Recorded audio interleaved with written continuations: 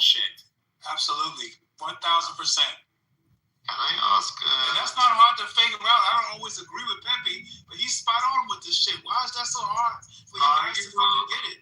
Are you just talking about the threat, or also talking about the benefit of the U.S.? No, they're ignoring the fact that the IRGC tried to kill the American president twice. They don't. You're talking about the actual war. I wanna know that. Are you saying that U.S. not gonna have any benefit out of this war?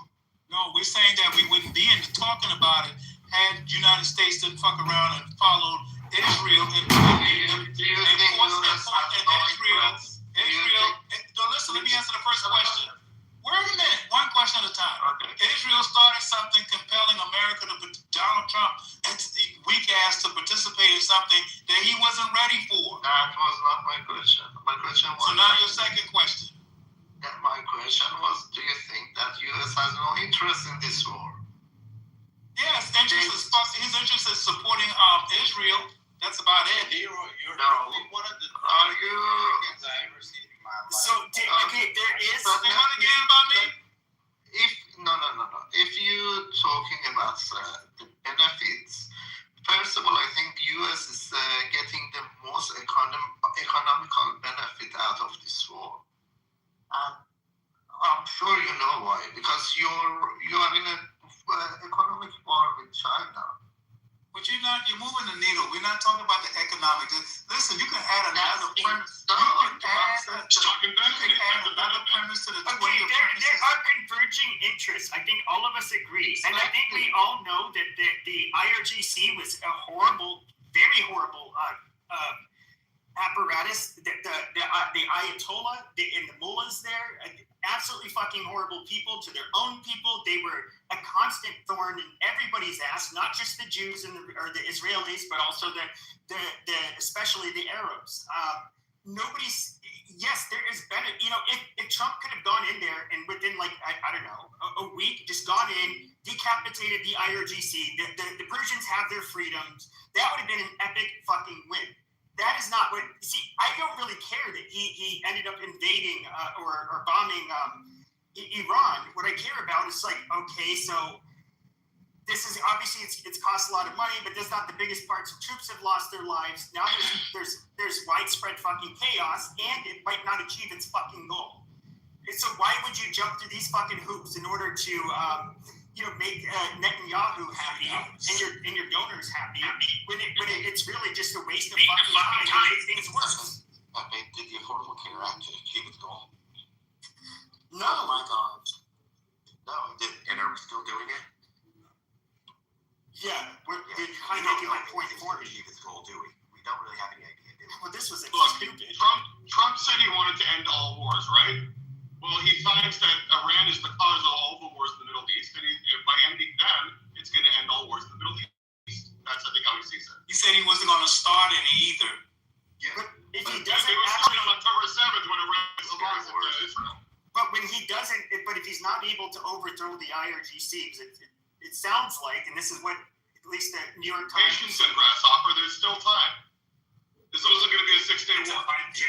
This is what we got to do. They said there's 8 weeks. They said there's 8 weeks. Thing, assassinating, waiting for the Iranians to overthrow the government. It's not going to happen. We need to go in. We need to rebuild this nation ourselves. We need to put in our power in there. We're not listening to, there's 94 million people there. We're not going to risk any radical elements rising up again because they're definitely there in the millions. We got to take over and split up Iran. We've been hearing for 40 years. We've been hearing for 47 years.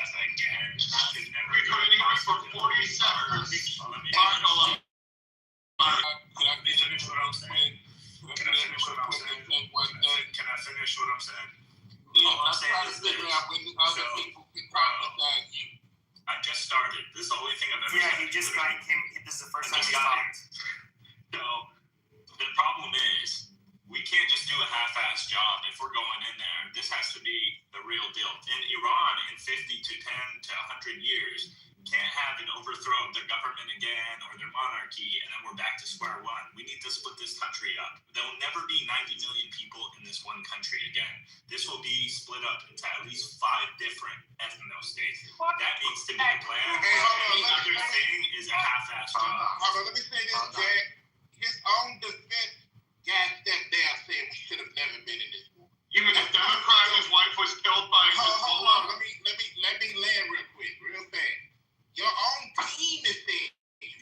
done it. Everyone around you is saying this war was a mistake. Yet still we're trying to say we should be here. So I just feel like at the end of the day, this man's propaganda, he's being told what to do. He's on the string, and Israel is part of it, pulling this string. But nonetheless, as a country, the man who said he should Nobel Peace Prize and ending wars is talking about 8 weeks from now possibly putting boots on the ground with our citizens going over there, our soldiers potentially dying for a war that shouldn't happen. So I'm saying this administration has been nothing but disaster after disaster. Gas prices through the roof, food prices through the roof. All is told, yet people want to dwell on Biden and a dozen of AIDS. Meanwhile, everything right now is fucked up. They got the House, they got the Senate, they got all the chambers, yet they want to blame the Democrats. How do you blame Democrats? How do you blame Democrats when they have no power? There's Obama. A lot of accusations that you didn't bitch about. Trump is what he was Israel's first. So what you need to do is be genuine in that. Oil prices went up barely. They're not even what they were a few years ago. So they dropped after they were told.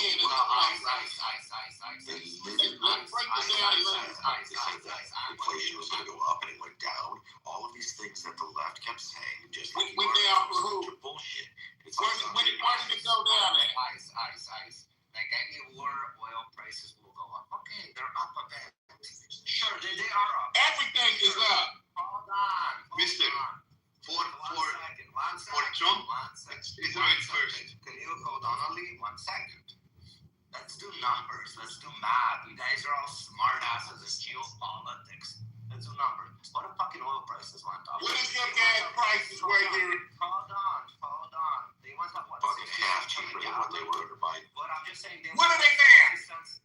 Hold on. They went up 60 cents a gallon. Let's say 50 cents a gallon. How many gallons is your fucking tank in your fucking car? You know what? You know how idiot things. How many? I drive an SUV. I drive an SUV. I don't know. I guess 25 gallons. 25 gallons. Oh, that's so my whole point that I'm telling you. That's now $12 up. Hold on. What city are you in? Everybody, don't forget where I am. I'm explaining to you. Yeah, because if you look outside in most cities right now, more than 50. Listen, I don't care that you live in a fucking... I know you don't care because you're losing. Listen. Can I speak? If they're charging you carbon tax in your democratic city that you voted in these people on top of what the oil prices... I'm not in a democratic city, idiot. I'm in a Republican state, you fucking moron. Congratulations. So then your gas went up 50 cents. It went up more than 50, you fucking dumbass. You don't listen. I know what gas prices are going up. Okay? I see. Anyways, it's all bullshit. The problem is with everybody who's speaking today, it's people who are fucking living paycheck to paycheck. They're living for today. They're not thinking of tomorrow. If what U.S. didn't do today, your children would suffer tomorrow with. Because at one point, this would have had to be done. Because in the fucking Iran, I'm sorry to say, as they burned the fucking Israeli flag, you know what other flag they're burning right next to? The fucking American flag. Okay? Without you retards understanding that. The American flag gets burned exactly the same fucking way they're burning that white and blue flag. So they hate you as much as they hate us. They might not have the technology today to fucking send a rock to the U.S. They might not have the technology today to fucking get the nuke when they're fucking trying to enrich the uranium. But Israel's not gonna wait for them to fucking enrich it and fucking send a nuke on Israel and say, now we're gonna retaliate. Same thing with America. They're not gonna wait until they fucking that fucking rocket to make it to the fucking U.S. We're gonna put that stop now. If you're threatening us and you're fucking building up a fucking this bullshit, these fucking ballistics and everything else, we're gonna put it out of business today. Because we're not gonna wait till tomorrow. You're gonna affect us. Okay? If you guys are that fucking retarded as Americans, go to school and learn something. Fucking I don't know, not too much on Americans, but here's the thing, Rafi, is a lot of average people concerned truly. It's hard to get the public concerned about national security, and that's the problem the government has. Anytime they start a war, most Americans are thinking about their bills. You heard the guy with the gas, and I'm agreeing with you. We should definitely go into this. Since we're already here, I don't think we should have done it when Israel wanted us to do it. That's one problem I have. But since we're already here, we need to do it full force. Most Americans don't know the first thing about geopolitics or regional hegemony, right? These are what the government is concerned about. And right now, you said it yourself, Rafi. These guys can be a threat. Maybe 5 years from now, 10 years, 20. We can't afford that. Our grandkids can't afford that. So we need to split this country up so it'll never, ever, ever possibly be a threat again. That is one strong country. I'm gonna argue with you. You shouldn't split that country up. This is not fucking Iraq. This is not fucking Syria. This is not that country. This country is not. The problem is that country is only 10% radicalized. And most people are the radicalized are not even fucking the Iranian people. Because the people that are running the IRGC, hold on, I said most. Because the most people that are running the IRGC, Jack, are fucking either Pakistanis, fucking Afghanis, or Indians that were fucking brought in there. Bro, that's not true. You think they're smart enough to quit? Jack is the Arab himself. It doesn't matter. Listen, Iran, Rafi, Iran has been a threat to the Arabs, to the Jews, to every single fucking person. Are you talking about the Iranian people or the IRGC? Listen, Rafi, Iran is 94 people strong. We can't afford if 20% of them already can't afford that. Yes, we can, because the thing is... What? Bruh, it's Rafi.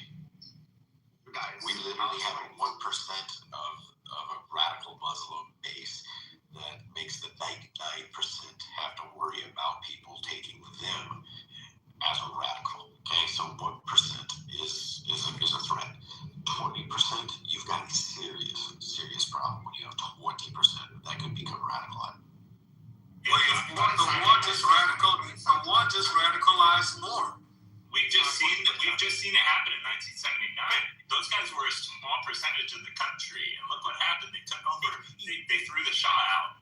Exactly, and if you were to look at, depending on which country, there are countries in the Middle East where a significant portion of them are what we would consider "quote-unquote" radical. But we're not going to their countries and fucking bombing them. But they're not getting nukes. These guys are smarter than the rest of the people. That's the thing, like why I disagree with Rafi or whoever said that they're not Iranians. These are very clever Iranians. As much as the anti-regime people would like not to think, these people are not random Arabs or Indians or Pakistanis. No, these are very intelligent. This is why we're killing their scientists all the time.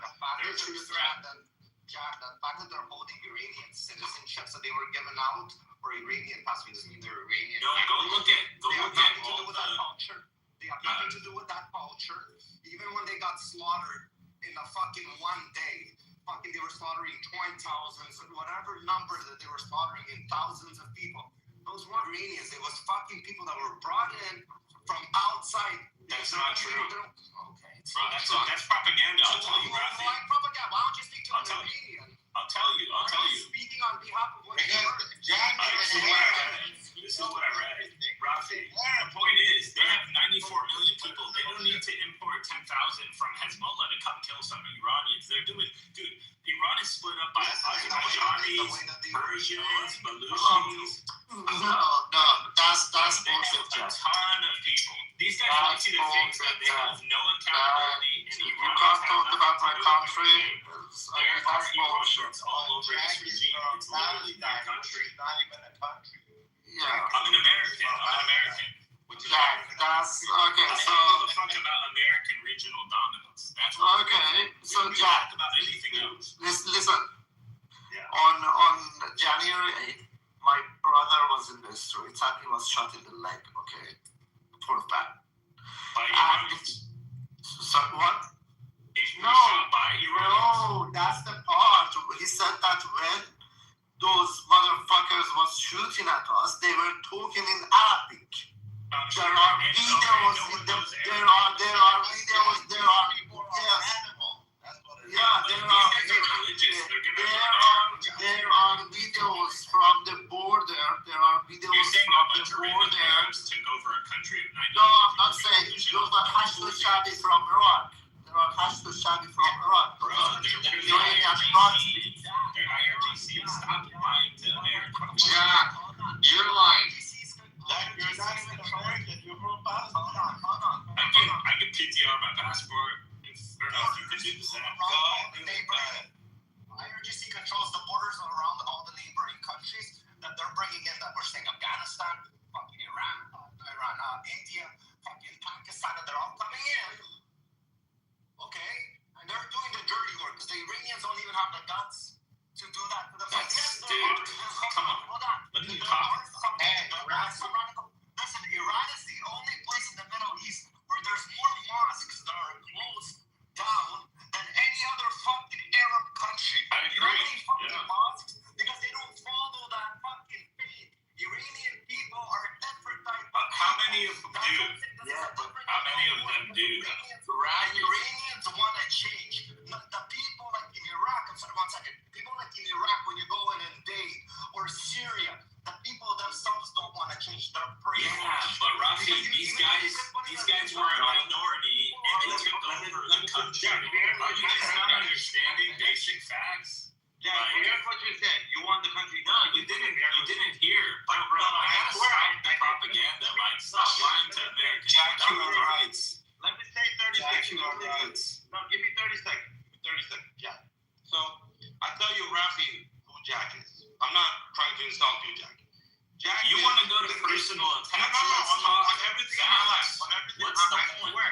I'm not Arab, American, No, I'm a wait, Palestinian, listen, I'll tell you. I'm a Hamas, whatever the No, fuck no, you no, can no, say. no. I swear I'm not saying that. Wait and listen. Jack is his parents are originated from Palestine. Now Jack is very Americanized, right? So he hates what's going on in his motherland, right? And who's causing it? Islamic Republic of Iran, basically, for the past decade. Everywhere. So no, I know who you are, buddy. So hates basically vast majority of Iranians because That's not true. But no, it is true. You're trying to Because you think Iranians Maybe are you're just talking nonsense at this point, bro. Because you think He's Iranians talking are the reason nonsense. behind it.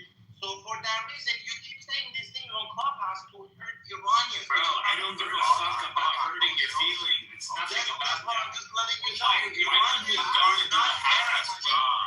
Iranians are not Rafi, I heard you. Let me respond. Iranians are not I want to respond to this nonsense. They're like animals. Okay, yes. Or you're Okay, I understand. We're That's animals. just the We way got it it. is. We got It's it. the We got it. reality. We got it. So we're animals. You guys like to play this Iranian exception. And an Arab Like, we also can. hated you. Holy shit. Like I was saying, you guys want to tell Americans Iranians are not radical people. They can never. And I agree for the most part. 80, maybe 75% are just normal people. They don't want anything to do with any of this. But that 10 to 15 to 20% that are in charge, that overthrew the last guy who wasn't a radical, right? Who overthrew the Shah. These minorities came to power and were radical and ruined the whole region, right? That's the whole fucking problem. They ruined your country. They ruined all the Arab countries. They're ruining a lot more, right? So as an American, we need to look at it not just in terms of imminent threat, but long term. And God forbid, let's say you get the Shah back in government, right? Let's say he takes over transitional power, whatever the fuck. 50 years later, if these minorities, 10, 20 million people, right, because you have a huge country, take over again, we're back in the same spot. We need to fix this problem once and for all. We need to. You're an American. Who are you to decide? Who are you to decide? Other countries. We're America. We can decide. We're gonna flood this. Why other countries? Why other countries made you Bro, we're spending $2 billion a day on this war. We're gonna decide. Are you delusional? Who's telling you to spend those? That We're doing it. Fuck off. Get fucked. Jack, I We're doing it promise you, anyway. you don't even pay tax. Yes, the Americans don't even want this war. The real Americans don't want this war. Oh my god. Personal attacks instead of talking about the subject.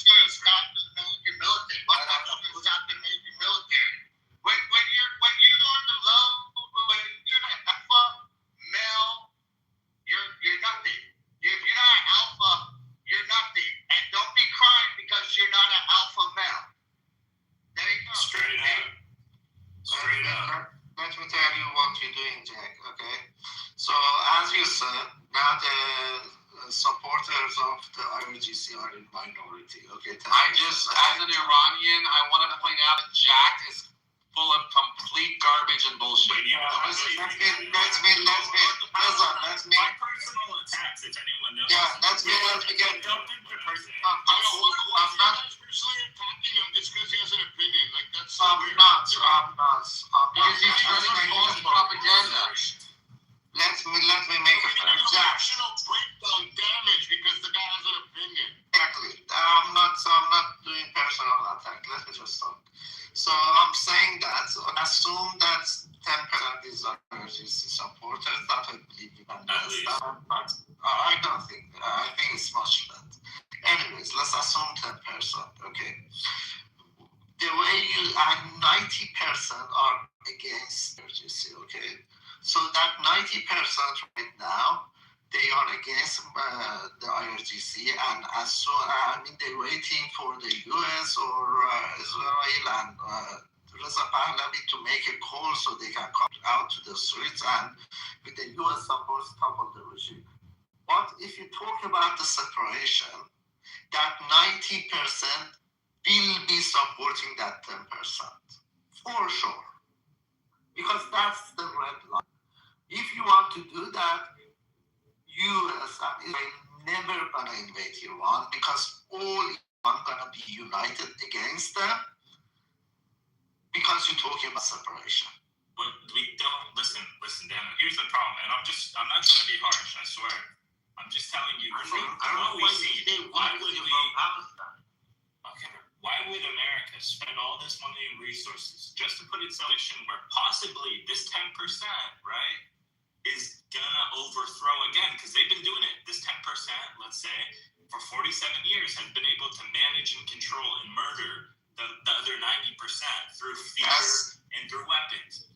So if this happens again, 60 years down the line, 100 years, after Iran is a successful capitalist country with a vast amount of resources, weapons from the US and all this stuff, why would we risk that again? Do you think we're just Hey, Jack, let me ask you a question, bro. Yeah. So say in a week from now, the IRGC gets wiped off the map, the Iranian good people take over, Reza Pahlavi's in there for the interim, and they do a democratic, they're starting to do a democratic election, and it's all done. Will you celebrate the Iranian people? I'll be terrified. I'll tell you why. Because democracy doesn't prevent Islamists or radicals from any kind of form of ideology comes to power, especially in a place like the Middle East. Like, this is the thing I was saying about a lot of Western people like to act like there's Iranian exceptionalism, which I agree is a great culture. So it doesn't matter if they take to the streets now or not, you won't be happy. Because if they're playing the democracy game in a region of the world where the radicals come to power and dominate and don't play that game, they play asymmetric warfare. It's not going to work out the way it does in Israel, right? So, Israel is a much different situation than Iran. Let me ask you a different question. You say divide the country. Okay, let's divide the country. Now, give me an example where division has ever succeeded over uniting a country or anything in that matter. I'm just very curious. Well, I mean, you want to talk about like the fall of a big empire or something? Look at the US and the smallest fucking division between fucking political parties, between fucking the left and the right. They're ready to rip each other's heads off. Now you want to take a fucking region that's unstable, divide it, so there's a fucking, when it's already unstable, you want fucking 4 more opinions to not come to a conclusion and fight. Because division there will not unite. I'll show you why. Well, Jack's not the only one with this opinion, Happy. Jack's not the only one with this opinion. There's a lot of people that don't want a united, unified, strong Iran. It's a big threat to we're talking about a threat to the world. Yeah, this is and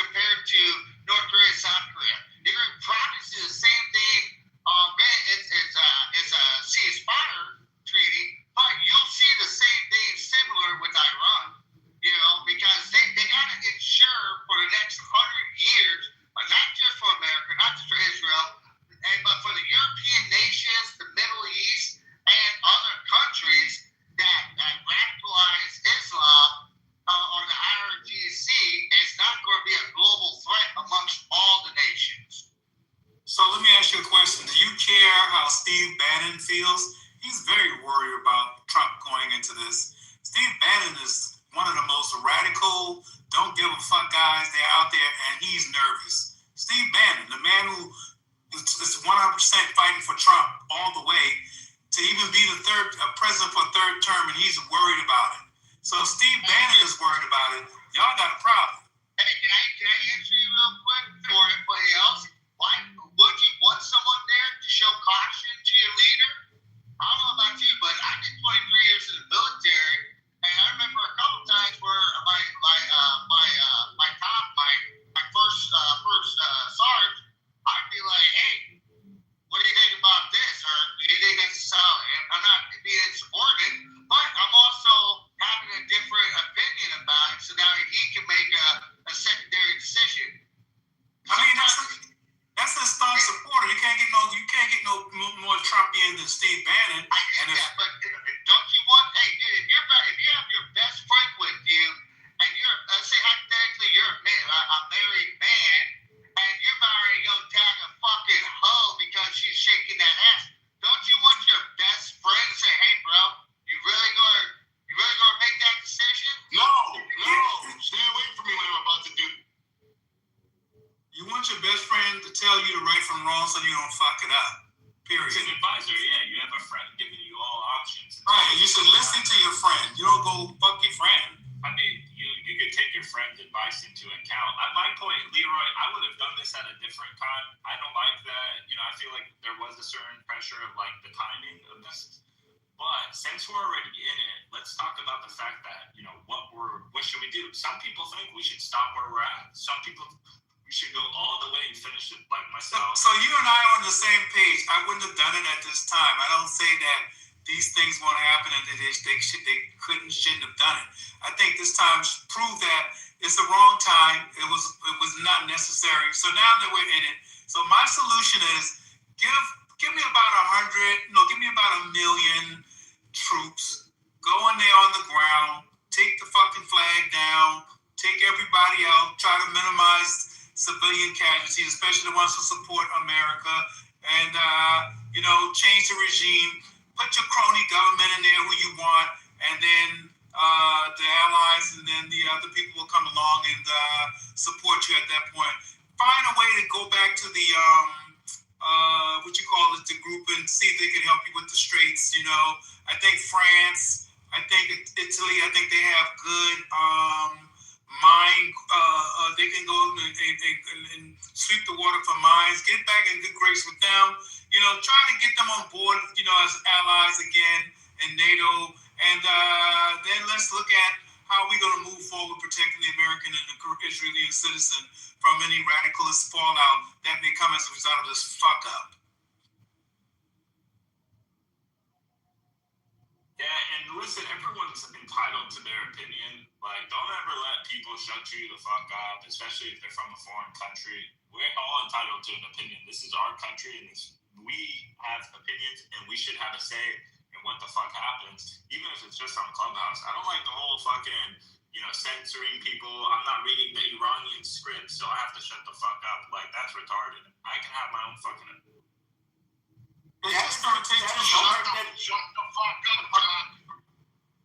Pisses a lot of people off the most is that it's just like, oh, you can't even Israel wasn't pushing for this. They don't even use the anti-Semitic card. It's just like, dude, this is so fucking obnoxious. And if Trump had said, he made so many statements over the years saying how we should not get in a war with Iran, entangled in any other Middle Eastern conflicts, and then it's just like, what does he do? Lo and behold, he does this fucking shit, and the information so far. I mean, just from what's come out in the news, it just doesn't seem like. It seems like he was warned ahead of time by his own intelligence and the military that this was likely not going to be smooth sailing. And I don't know. To be fair though, Pepe, he can still get out. He hasn't really entrenched himself into a long-term battle. So far, it's been a limited operation, and he can still pretty much pull out. It seems like he's diving in a little deeper than some would like. But he still has time. He has so many options on the table right now. Yeah, but if he pulls out now, it's too late because one of the Iranian people are already saying they want to punish America. That's why they went after the Straits. They want to fuck up the world economy. They're going to keep doing it until they punish America. They don't give a fuck how many people you kill, how many leaders you kill. They want to revenge and they want to punish America. So this is why they went after the Straits. This is not going to stop. Even if Trump say, okay, we done, Israel stop everything, them motherfuckers are not going to stop. That right there is one of my biggest fears too. That is a fear, yeah. Because even think if Trump calls it, first of all, you just the deaths that they want to avenge, and they are kind of unhinged to begin with. Exactly. They can keep on fucking with the Middle East, keep on fucking with the Strait of Hormuz. They could keep on, of course, sending rockets into Israel, and they haven't been that successful at being able to strike the missiles and the rockets that they can use to launch overseas. And so that's the problem. It doesn't seem like we have the ability to stop. Do you know what's so problematic? They're playing this shit down and not thinking that other people don't know how serious that is. They're not talking about, there's no reassurance around what you and I are talking about. And that's even more dangerous. That means they have no plan. That's put us in more danger. When you don't talk about the obvious, how the fuck you fight a war and your citizen can know the obvious? You're gonna act like, that don't matter. Oh, they wanted to kill us anyway. Oh, they shouldn't. And that's what you're gonna do? Just be dogmatic over that shit? I'm not fucking with you guys, man. You guys are fucking dangerous.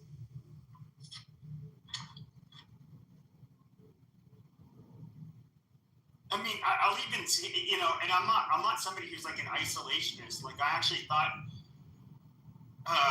what happened in Venezuela was good. And of course, that had the best possible, the operation had the best possible results. They went in, they got Maduro, and they killed a bunch of his Cuban security team, and there's no American casualties, and that's that. Now they're cooperating with the United States. Now Cuba, it sounds like they're bending a knee. I think that's a good thing. It doesn't seem like we're gonna have to really do anything in Cuba. Like, I'm all for this, but this is so fucking, I don't know. We'll see how it plays out. I agree. I see why you have to go, Pepe. It's a lot at once, and it's unexpected for Trump and like what he ran on. It's completely like the antithesis of that. But you know what? I figure we're in it right now. We either walk away or we go full force. I'm open to both. I just think at this point, like this country, this is an old empire. Iran is not like a regular nation state. This is an old empire, and the people there, for most part, whether the regime or not, they have this mentality where we're the Persian Empire, and this thing is just unstable. If you're thinking of American dominance in this region, right? We can't keep this shit like alive. It's a threat. It's like keeping the Ottoman Empire around or some shit. They should tell us the end game. If you had an end game in mind, how would you describe an end game to stop all the threats? How would you create an end game for America to get out? You're talking about getting out with like, yeah. How do you see it? How do you see this becoming right? An easy way out. I mean, there's didn't you call it a communist monsters or terrorists or something? Didn't you put that label on them? Say it again. What did you call us a few minutes ago? How you didn't want to deal with us, that you didn't want to mess with us because we're what? Huh? Did I imagine it? I'm not fucking with that, or I'm not messing with that, or I'm not messing with you. What did you say? You gotta repeat what I said because I don't know if I said what you're trying to say. I think about what I said.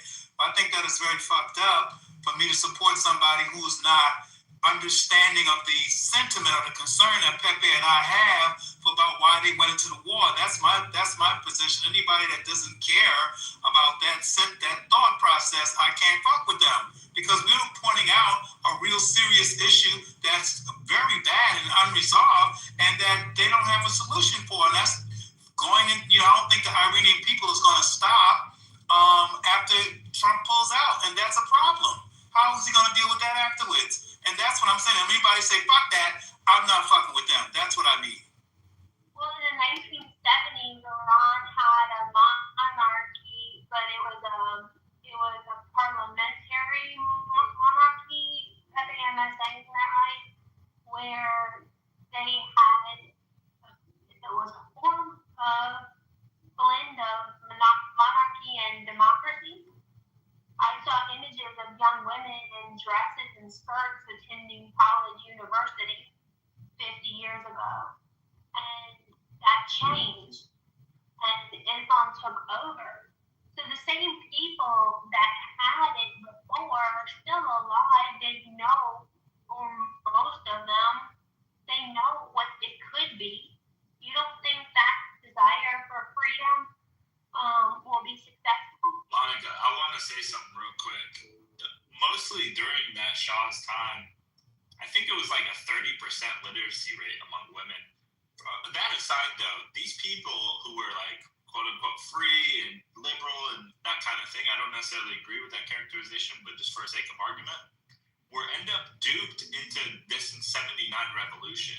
They were actually, that population, the people whose parents may be on stage right now, or the grandparents in Iran that were around in 79, were literally duped by communists and Islamists into overthrowing the Shah and then creating this Islamic regime. And now they regret it.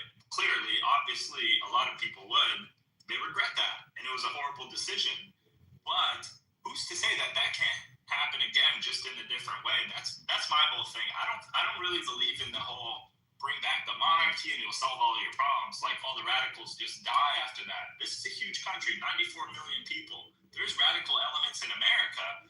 You know, you don't think there's going to be some in the Middle East, even though Iranians, great culture, been around forever.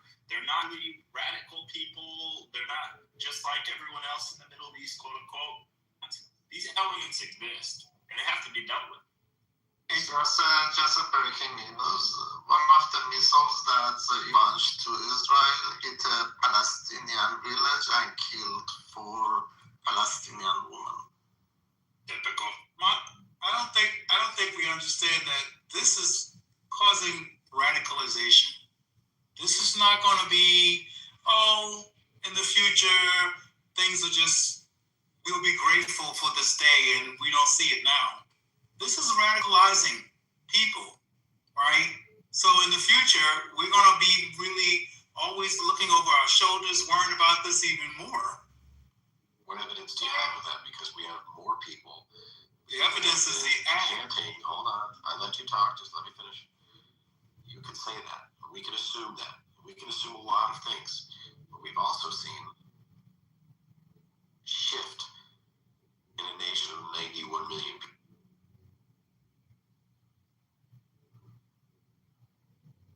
How do I get in queue if possible? You can just, Okay. First and foremost, the way that quote-unquote radical Islamism or political Islam spread in Iran is not the same way that it was spread with the writings of Sayyid Qutb and what was happening in the Arab Sunni world. It's not, the modern ideological Islamism is not something that happened within Iran. What happened within Iran is that you had the Red-Green Alliance, where you had commies and then you had other segments of the society who wanted to have revolution, yes, band together with something that exists in Shia Islam, which is a hierarchy, like a papacy, which does not exist in Sunni Islam, right? So how it works is that the same way that alms are paid, or you have a marjai taqlid, or you give money to the system, that system ends up being an institution that is wealthy and has clout. So what happened prior to 79 was not that suddenly an ideological, there was a doctrine of something that was ideologically new to the people. It was, hey, us mullahs are going to come in. We're going to go back into our little hole known as which is where, you know, the home of Shia is, you know, theological thought and training is done there. And then what they did, so it wasn't that people suddenly became attracted to political Islamism. What happened was that in order to actually band together and create a coalition to overthrow or have a revolution, it takes multiple different segments of society to do so. And they wanted the religious buy-in and the clergy, which did have clout and did have money. So no, it's not the same thing as the radical, you know, Islamic Brotherhood that were coming together and started to band together in Mubarak's jails in Egypt. Or it's not suddenly like Sayyid al-Qut, who was doing this continuation of classical Islam. So that's where you have to look at it in a different way. But you just perfectly described the threat to America in the future. And that's kind of my issue. Well, what the experts have been saying, anyone who hasn't been living under a rock over the last, 15 years of Iran, has looked at the fact that the population is one of the most pro-West, one of the youngest, one of the highest educated within Central Asia and the Middle East outside of Israel. I mean, they have even in The Economist, they were just talking about how Iran is one of the most secular, if not most secular countries in the Middle East, if not in the world currently. So you're talking about a threat. So many things can happen. I don't know, a comet can fall from the sky. Anything can happen in this world, of course, but the probability of said thing happening, well, that's what one needs to take a look at. And currently all of the markers in which Iranian society obviously is being measured, which obviously public polling is not something that exists under an Islamo-fascist regime, right? But the Gaman Institute was able to get a sample size of 40,000 Iranians over multiple different provinces across the country, city, urban, rural, small, large, different regions within Iran, and they were able to estimate that the majority of those people really were not that inclined and not super cool with the idea of Islam. Many people did not view themselves as Muslim. Many people viewed themselves as spiritual. Many people viewed themselves as agnostic. I mean, that's just the reality of what the little empirical evidence that does exist shows us. Now, sorry, quick question. Why are you speaking over me? I'm not done speaking. Thanks.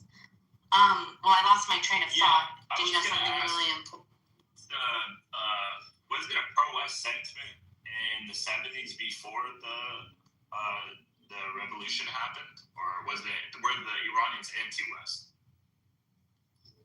It's not a concept of anti-West in Iran. It's not black and white like that, because we are not like the descendants of Ba'athist and Pan-Arabism, where our entire identity is based on one moment in the entirety of the history of the Middle East. It was the fact that, the Cold War backdrop, like there was some issues that, were happening in Iran. You had the West, you had the Eastern Bloc.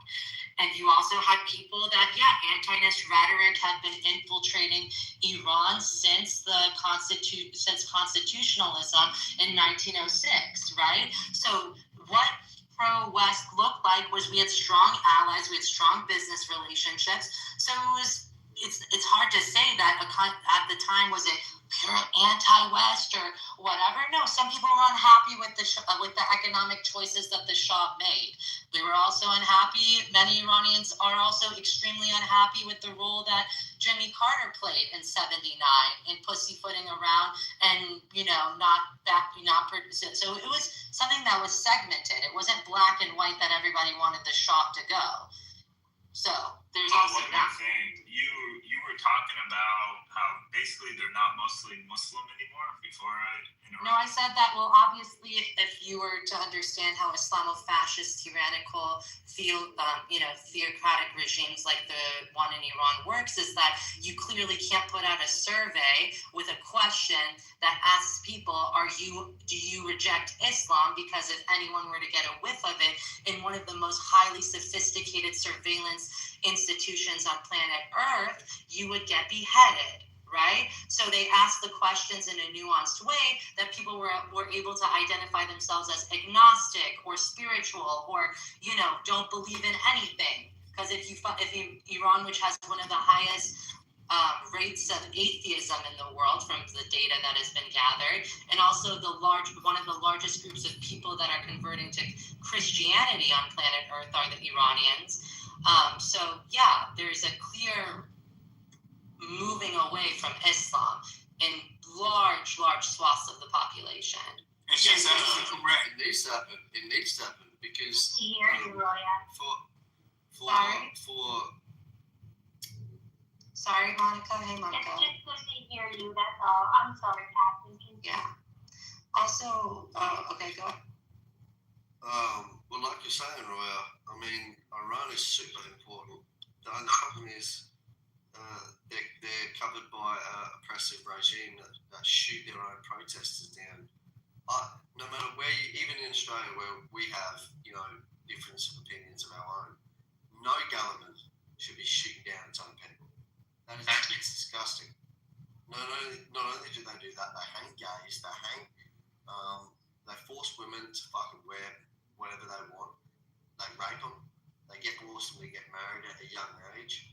And not saying that sick mental individual people do that, don't do that in Western societies, but they are known fucking predators. Problem is, those radicals don't just disappear when you overthrow a regime, right? There's still millions of people who think like that there. It's not millions. You don't understand the mechanism of what keeps people loyal to this regime. You can say whatever you want about belief that people are fighting a quote-unquote cosmic war. It's not the sandal-wearing person that's living underneath the drought and hasn't had clean water or electricity in some rural province in Iran that's saying, I love the regime. It's the people that systematically benefit from this regime and they materially benefit from this regime. So when you say it's not millions of people, it's 5% of the population are connected to the regime, their interests are connected to their businesses. I mean, if you knew anything about how Iran's works, that you would understand that nothing is privatized. Less than 9% of what would be considered private is private. None of it is private because the way that the IRGC mobsters and fucking mullahs work is that they stack and pack the private side, right? Because you won't be able to open a business because we will create barriers, so there's no such thing as true privatization. So I'm not done speaking. You're a little long. So can I? Do you mind, can we have a conversation? Well, I mean, no, actually, if the moderators allow, can I continue speaking without being Sure, go ahead. I mean, are you a moderator, Jack, or are you just trying to silence me? Just go ahead, Roya, and then Jack, you can ask her. So anyway, a lot of it has to do with material gain. A lot of it has to do with the elements that anyone understands that go around poverty and the lack of mobility. And is someone truly a radical? Are they truly a believer in, the mantle of Shia Islam? No, those are the dumb fuck Hezbollah, Hamas, Hezbollah, Hashd Shabi fighters, and Fereydun brigades that have come into our country in the thousands and killed our people in the name of Islam. It's those fucking Shia Iraqis that are volunteering for no money to come and kill the Iranian people who are now deemed as coffers in their eyes. That's are the people that are radical. And the people that you see that are actually a believer in the system, well, they're the ones that are wearing encrusted diamond Rolexes and send their kids to do yoga on the beaches on Vancouver in a bikini. So, yeah, we're not acting with the same elements of radicalism that we see within the rest of the Middle East. A large segment of those people that are the top believers, well, they've been made into, they've been flattened. Let's just say that they've met their maker sooner than rather they thought they were. So no. You guys. So Roy, you mentioned 5% of the population. You said it's not millions. Iran has like a 94 million person population. So even 5% would be millions. But the studies I've read from the Gaman Institute, which is in opposition organization against the regime. So I would take their studies. I'm not saying it's 100% accurate. So should we look at what type of public opinion Sorry, just a has second, the Roy. regime? You're interrupting. We should look at the regime's You're numbers. interrupting me, That's Roy. true. You're Same way that we interrupting. should look at Hamas's You're numbers. interrupting. You're totally Roy. right. You're interrupting. And in respect, Right, respectfully, I'm not trying to crash out. Just well, yeah, you are. you You you didn't want me to interrupt. Let him. Come on, don't call him. Anyways, the Gaman Institute. What's the name of this exhibition? The Gaman Institute is an organization that is opposed to the regime, not in support of it. And their statistics say about 15 to 20% of Iranians currently support the regime. Now, grant you, a lot of them could be due to the reasons you said. They get paid off. They work for whatever, stuff that doesn't have to do with ideology that can be changed. Extortion. I can grant you that. But I'll believe, because I don't think I'm a dumb American who's just going to believe everything else that is said, that there's no radical, diehard, I didn't say that. people. I didn't say that. I said that radicalism works differently than the Arab work because you're misconstruing Are you my sure I'm not reading? Should I just read off your script or something? Why don't you Do you have a bring script that for me? All right, hold on. Just let Jack finish. I need Jack to bring his study. All right. It's all right. He's The just study. doing it 4 hours The later. study is literally in the chat right now. No, let me tell you what that study Oh my says. God, bro. I Holy shit! What's wrong with you people, bro? Sarah, I get it, but hold on. Just let him. Thank you. He's been fucking talking. He just started talking, so just let him. No, he's been talking for. Oh my God, man. He's So I been posted. talking for 4 hours. This is their strategy, bro. No, This is he's so been- pathetic. Wait a second, I agree with you, but you gotta let Jack talk. He's been talking for 4 fucking hours. He just got into this Dude, room. I just got into this fucking stage. Anyway, thank you. I posted the study in the chat. If anyone wants to discuss or criticize it, I'm open. I'm not fucking dying on any hills here. I'm just telling you what I've read. It says 15 to 20%. To me, that's almost 20 million people at the high end, right? So there are radical elements in there, and maybe only half of those people are doing it for money. But at the end of the day, these people are not people who came off the street. They have an ideology, and it is native, or it is from Iran, let's say that. It's a Shia form of Islam, and they're not going to stop being radical. In the 70s, they were able to coerce and fool people using communists and other groups to overthrow their more pro-West government. My only fear is 50 to 100 years from now, the same thing doesn't happen with an even stronger Iran. So my whole argument is, Jack, I we believe don't this give a country, fuck about your opinion. I think it's safer for America. It's safer for, when people cut you off, it's like they don't want, what are you afraid of? I'm just talking about, we're just talking politics, bro. We'll bring you up there once he's done. We're not going to keep it this interrupting thing. We're not going to argue. Let him say his piece, then you come on, and then you can talk. Yeah, I'll land it here. Iran, a lot of Iranians still believe in this Iranian empire from the past, right? It's a great history. It's been around thousands of years, which I understand. But going into the future, if we're talking American hegemony and American safety and national security, this can never be a one country, 94 million population again. This thing might happen again, where they overthrow the more pro-West government, and then what? We have a stronger Iran than we do now that has all these resources and all these weapons and a huge infrastructure. I'm not going for that. I'm not falling for that. So that's all I wanted to say. I appreciate So why do you have that problem with any other nation state that has a strong nation state? I mean, do you have that problem with? It is going to be each one of these. Hold on, but don't Roy at me. This is a ridiculous. So the threat that a crater may fall from the sky should make sure that we all wear dunce hats on every other Wednesday. I mean, what the fuck are you talking about? Iran is a nation state like any other nation state on planet Earth. It has a territorial integrity. It has a population of people. It has territorial integrity. It's a forced one. You have to. What the fuck are you talking about? Iran is one of the most. Don't interrupt. Am I may I speak? Or am I just gonna have to listen to some dumb fuck Arabs go back and forth? First and foremost, do I have to? definitely not. A room where it says, Leia, do you mind? So this room was created yesterday around 1 p.m. Pacific Standard Time by Matt. It's his house, President Trump. He wondered, and I'm thinking this is what I've interpreted so far, it was a casual room meant to allow people a voice to get their impressions and feelings and emotions out regarding the 47th president of the United States. It's run through the night and now into the afternoon, over 24 hours now. Do you like one mic, if you don't mind? And please keep your contributions short because the stage is active and we want to hear from everyone. Thank you. Sorry, just 1 second. I want to make a comment, short comment. About Jack. I didn't want you to make a comment, Captain. Hold on. First, I'm asking Matt, who keeps sending me to the goo, man? What the fuck is going on here? That's number one. Number two, Jack, don't fucking lie. You did this earlier, 4 hours ago in this same room, when you tried to troll over my brother being shot in the neck. That's a lie. And That's maybe disgusting. shut the fuck up, I'm talking. Why don't you mute up? That's accusation. You want me to break the rules? You're just doing Tone it down a little, just a little. No.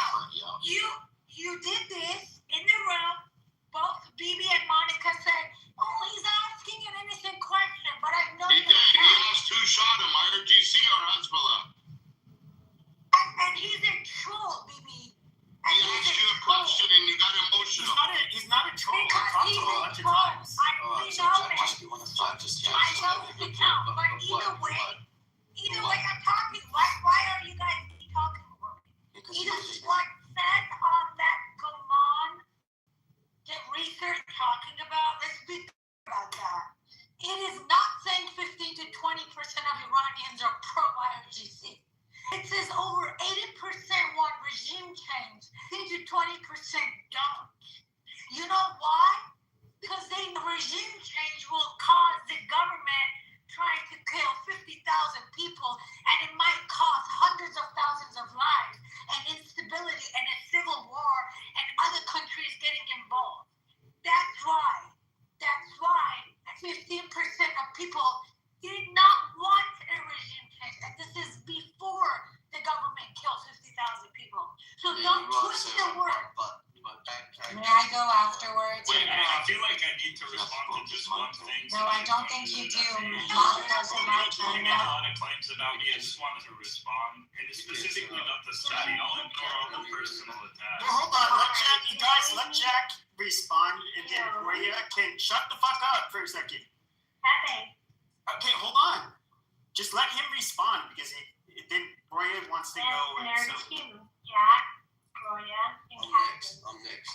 amazing. So again, real quick, I'm gonna ignore all the personal attacks. I'm not gonna waste my time with that. Let's talk about what she said about the study. If you go to section 3 of the study, it said only about 20% of Iranians support the continuation of the Islamic Republic. It does it in plain words. So anyone can go look at that. Let him talk. You shut your mouth. Oh my God, bro. If they support a regime change or not. I just want everyone to know, I literally support destroying this regime. I'm just not reading off the script, and now I'm getting personal attacks. And I'm an American. I have a right to No, do you're whatever not. the You're a piece of shit Palestinian refugee. See, and now I'm not an American. Well, he's obviously an American, despite where your parents are from a foreign country, or actually, weren't you from a foreign country? I'm not a refugee, you dumb holy piece of shit. Yeah, I was born and raised in America. Yeah, but yet you grew up in your Muslim communities where you guys don't assimilate and you guys. I am shut the fuck up. Okay, guys, enough with the ad hoc. Guys. May I go ahead and I was actually in the midst of speaking, so may I continue? Maybe shut the. So is it my turn yet or no? Yeah, go. Okay, it's definitely my turn. So, again, ladies and gentlemen, I don't know what agenda. Maybe they're sad because of the fact that Daddy Ayatollah, one after another, has been flattened, and that American Express card that they've been charging all their Hezbollah and Hamas bullshit on is slowly drying out. Those coffers are ending. So that's what I'm clearly seeing on this stage. But again, if you were to compare Iran to the rest of the Middle East, what stands out isn't the regime, it's the structure of the society and the state itself. Iran is one of the few true nation states in the region with a continuous civilizational identity going back centuries. That continuity matters, and that's historically undebatable. The modern Iranian state, it didn't just appear like his home country, it evolved out of a very long historical identity from the Safavid period onward, which was very unified in the country territorially and religiously under a coherent structure. That's the way that Iran worked, right? It was multi-ethnic, it was multi-religious. That's the way it's been since the time of the Ottoman Empire, through the Mongol invasions, through the 15th century on forward. So that's very different. I'm not done speaking. Why is someone speaking over me? And whenever I'm done, please let the moderators can moderate me. Thank you. So unlike much of the Middle East, where those borders were externally drawn in the 20th century and their sudden national identity is still up for debate, that's not something that existed in Iran. And because of that, Iran has very high levels of cohesion and continuity that you don't see in the majority of the rest of the region. And when you layer on that social reality with the data that the majority, 85% of Iranians, are becoming less religious and their widespread rejection of imposed religious norms, that's a prime ally for us as the United States. I mean, if we're allying with Pakistan, which has fucking nuclear weapons, I think that we're pretty okay if the majority of the population of Iran are pro-West and are not religious. So I'm not done speaking, and you're not one to tell me to land my plane because you're not a moderator in this room.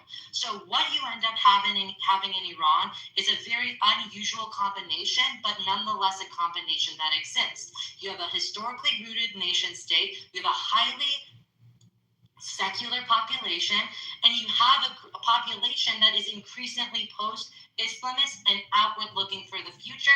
And guess what? We don't want to be fucked in the ass by China and Russia.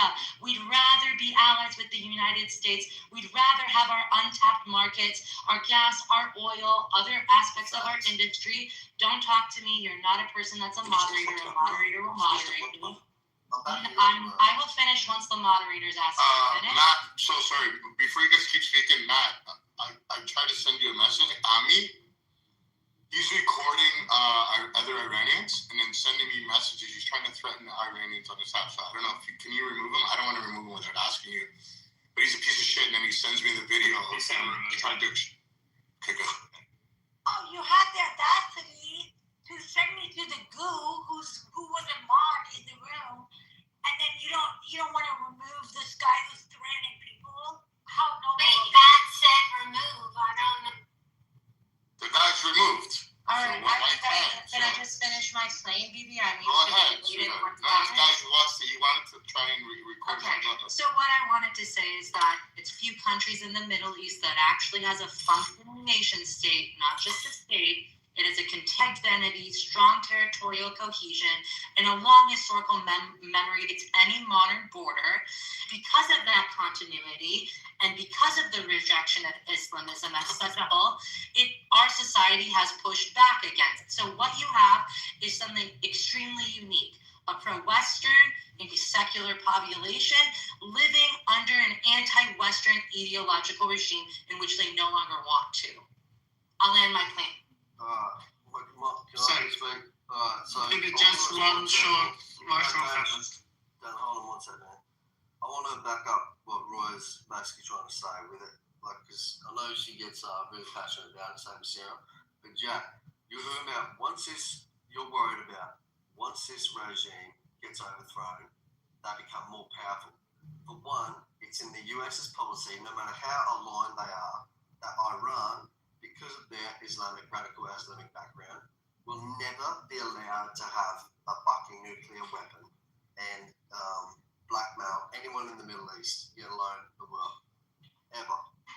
That's that's a US policy. So the ideal way of going about it would be a complete overthrow of this oppressive regime, and then we can get based on the policy, they will never be allowed to obtain a nuclear weapon.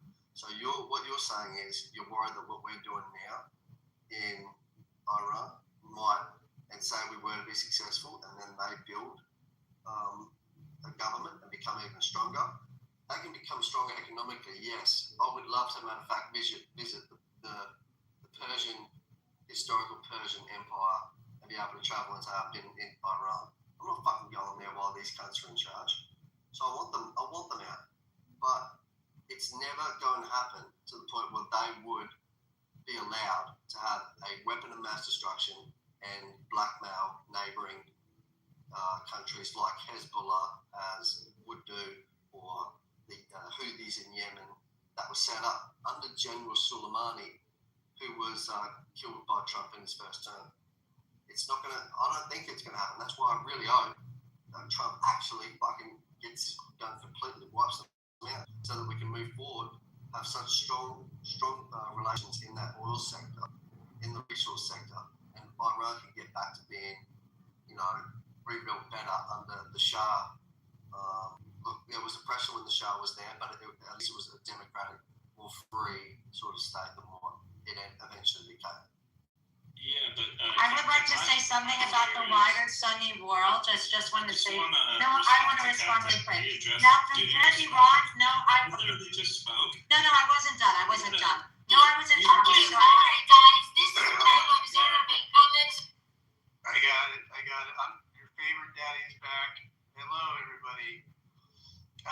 Just going to point out that we did cross the 24-hour mark at 2 o'clock, so we definitely got a long room here going. So, yeah, I'm just going to be monitoring and looking around to see who's been causing trouble. But, yeah, I'm back. Your favorite daddy is back. Hi, Daddy. Matt and Roya. Can I just finish with this one line if possible?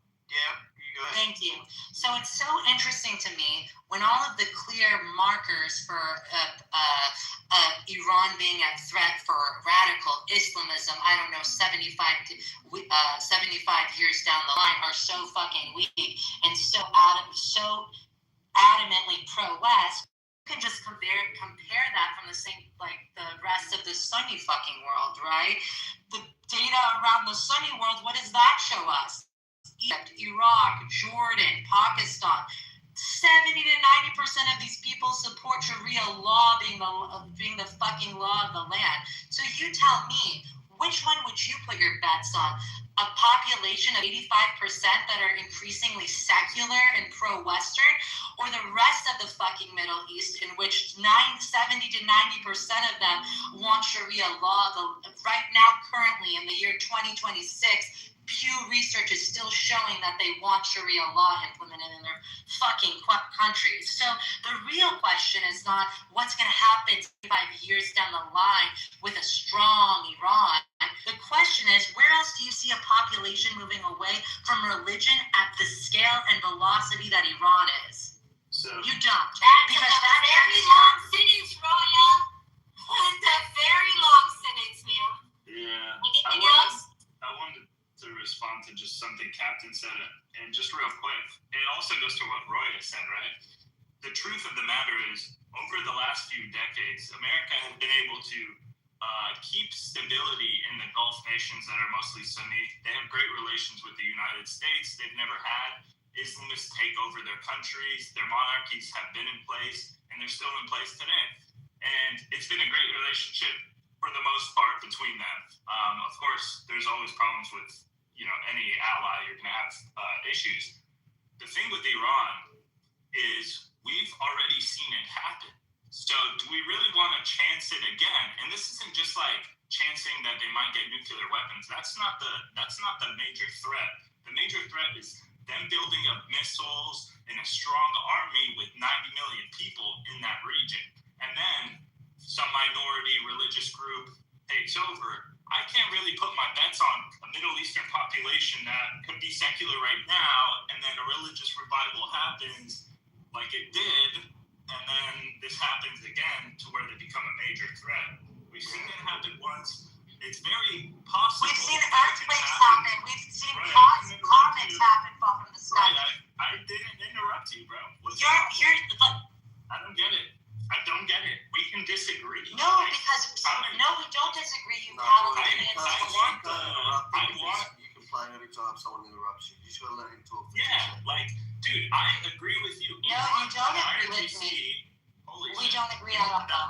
Okay, we don't agree. Maybe you don't agree that the IRGC has completely destroyed the region. Maybe you don't agree that it is the cause of the problems for most of the states and countries in the Middle East, and many of them don't like them. Maybe you don't agree that their proxies have caused so many issues for everyone else. Everyone else in the Middle East has been waiting for the Iranian people for 47 years to overthrow this government. We can see now that's not a possibility, or it's not likely to happen without arming them or just doing it ourselves, right? So America decided we're going to try to do this ourselves. My only thing is we should go all the way instead of half-assing it. We shouldn't sign a deal with a weakened IRGC. We shouldn't put a little puppet in there or let the Iranians figure things out for themselves. I don't trust that. We need to go full force and put all our interests and split this country up. They can never have this Persian Empire again. This is a straight up threat to the whole entire Middle East and America. Jack, based on your logic, we've seen slavery in US once. So that case, it's gonna happen again. What are you talking about? You believe that one group will subjugate and enslave another group in 2026? Well, Jack doesn't have In the anything else Western- to say. Jack keep repeating the Yeah, same thing. exactly. That logic is He just it doesn't make sense. Just keep repeating it. There's an announcement from that in the chat. Hold on. I'm sending people misbehaving to the hallway. Very short tolerance. I have a feeling people have been taking advantage of my room. You know, we're trying for a civil conversation here. I'd like to draw people's attention to the poll. I have a personal goal of 400 votes in it. We'll see if that is achieved before Matt gets tired and booms the room. Also, this is the President Trump house. This is the one and only President Trump certified by Matt to be Clubhouse original. And I invite people who have pink tickets who have enjoyed the free speech stage provided by Matt and the moderators to consider joining the house. Yeah, no, I appreciate it. We appreciate you guys. Thank you. Boy, Dana, you couldn't even let that breathe. The owner of the room wanted a couple words. Sorry. I didn't mean No, you're to. good, Dave. You're good.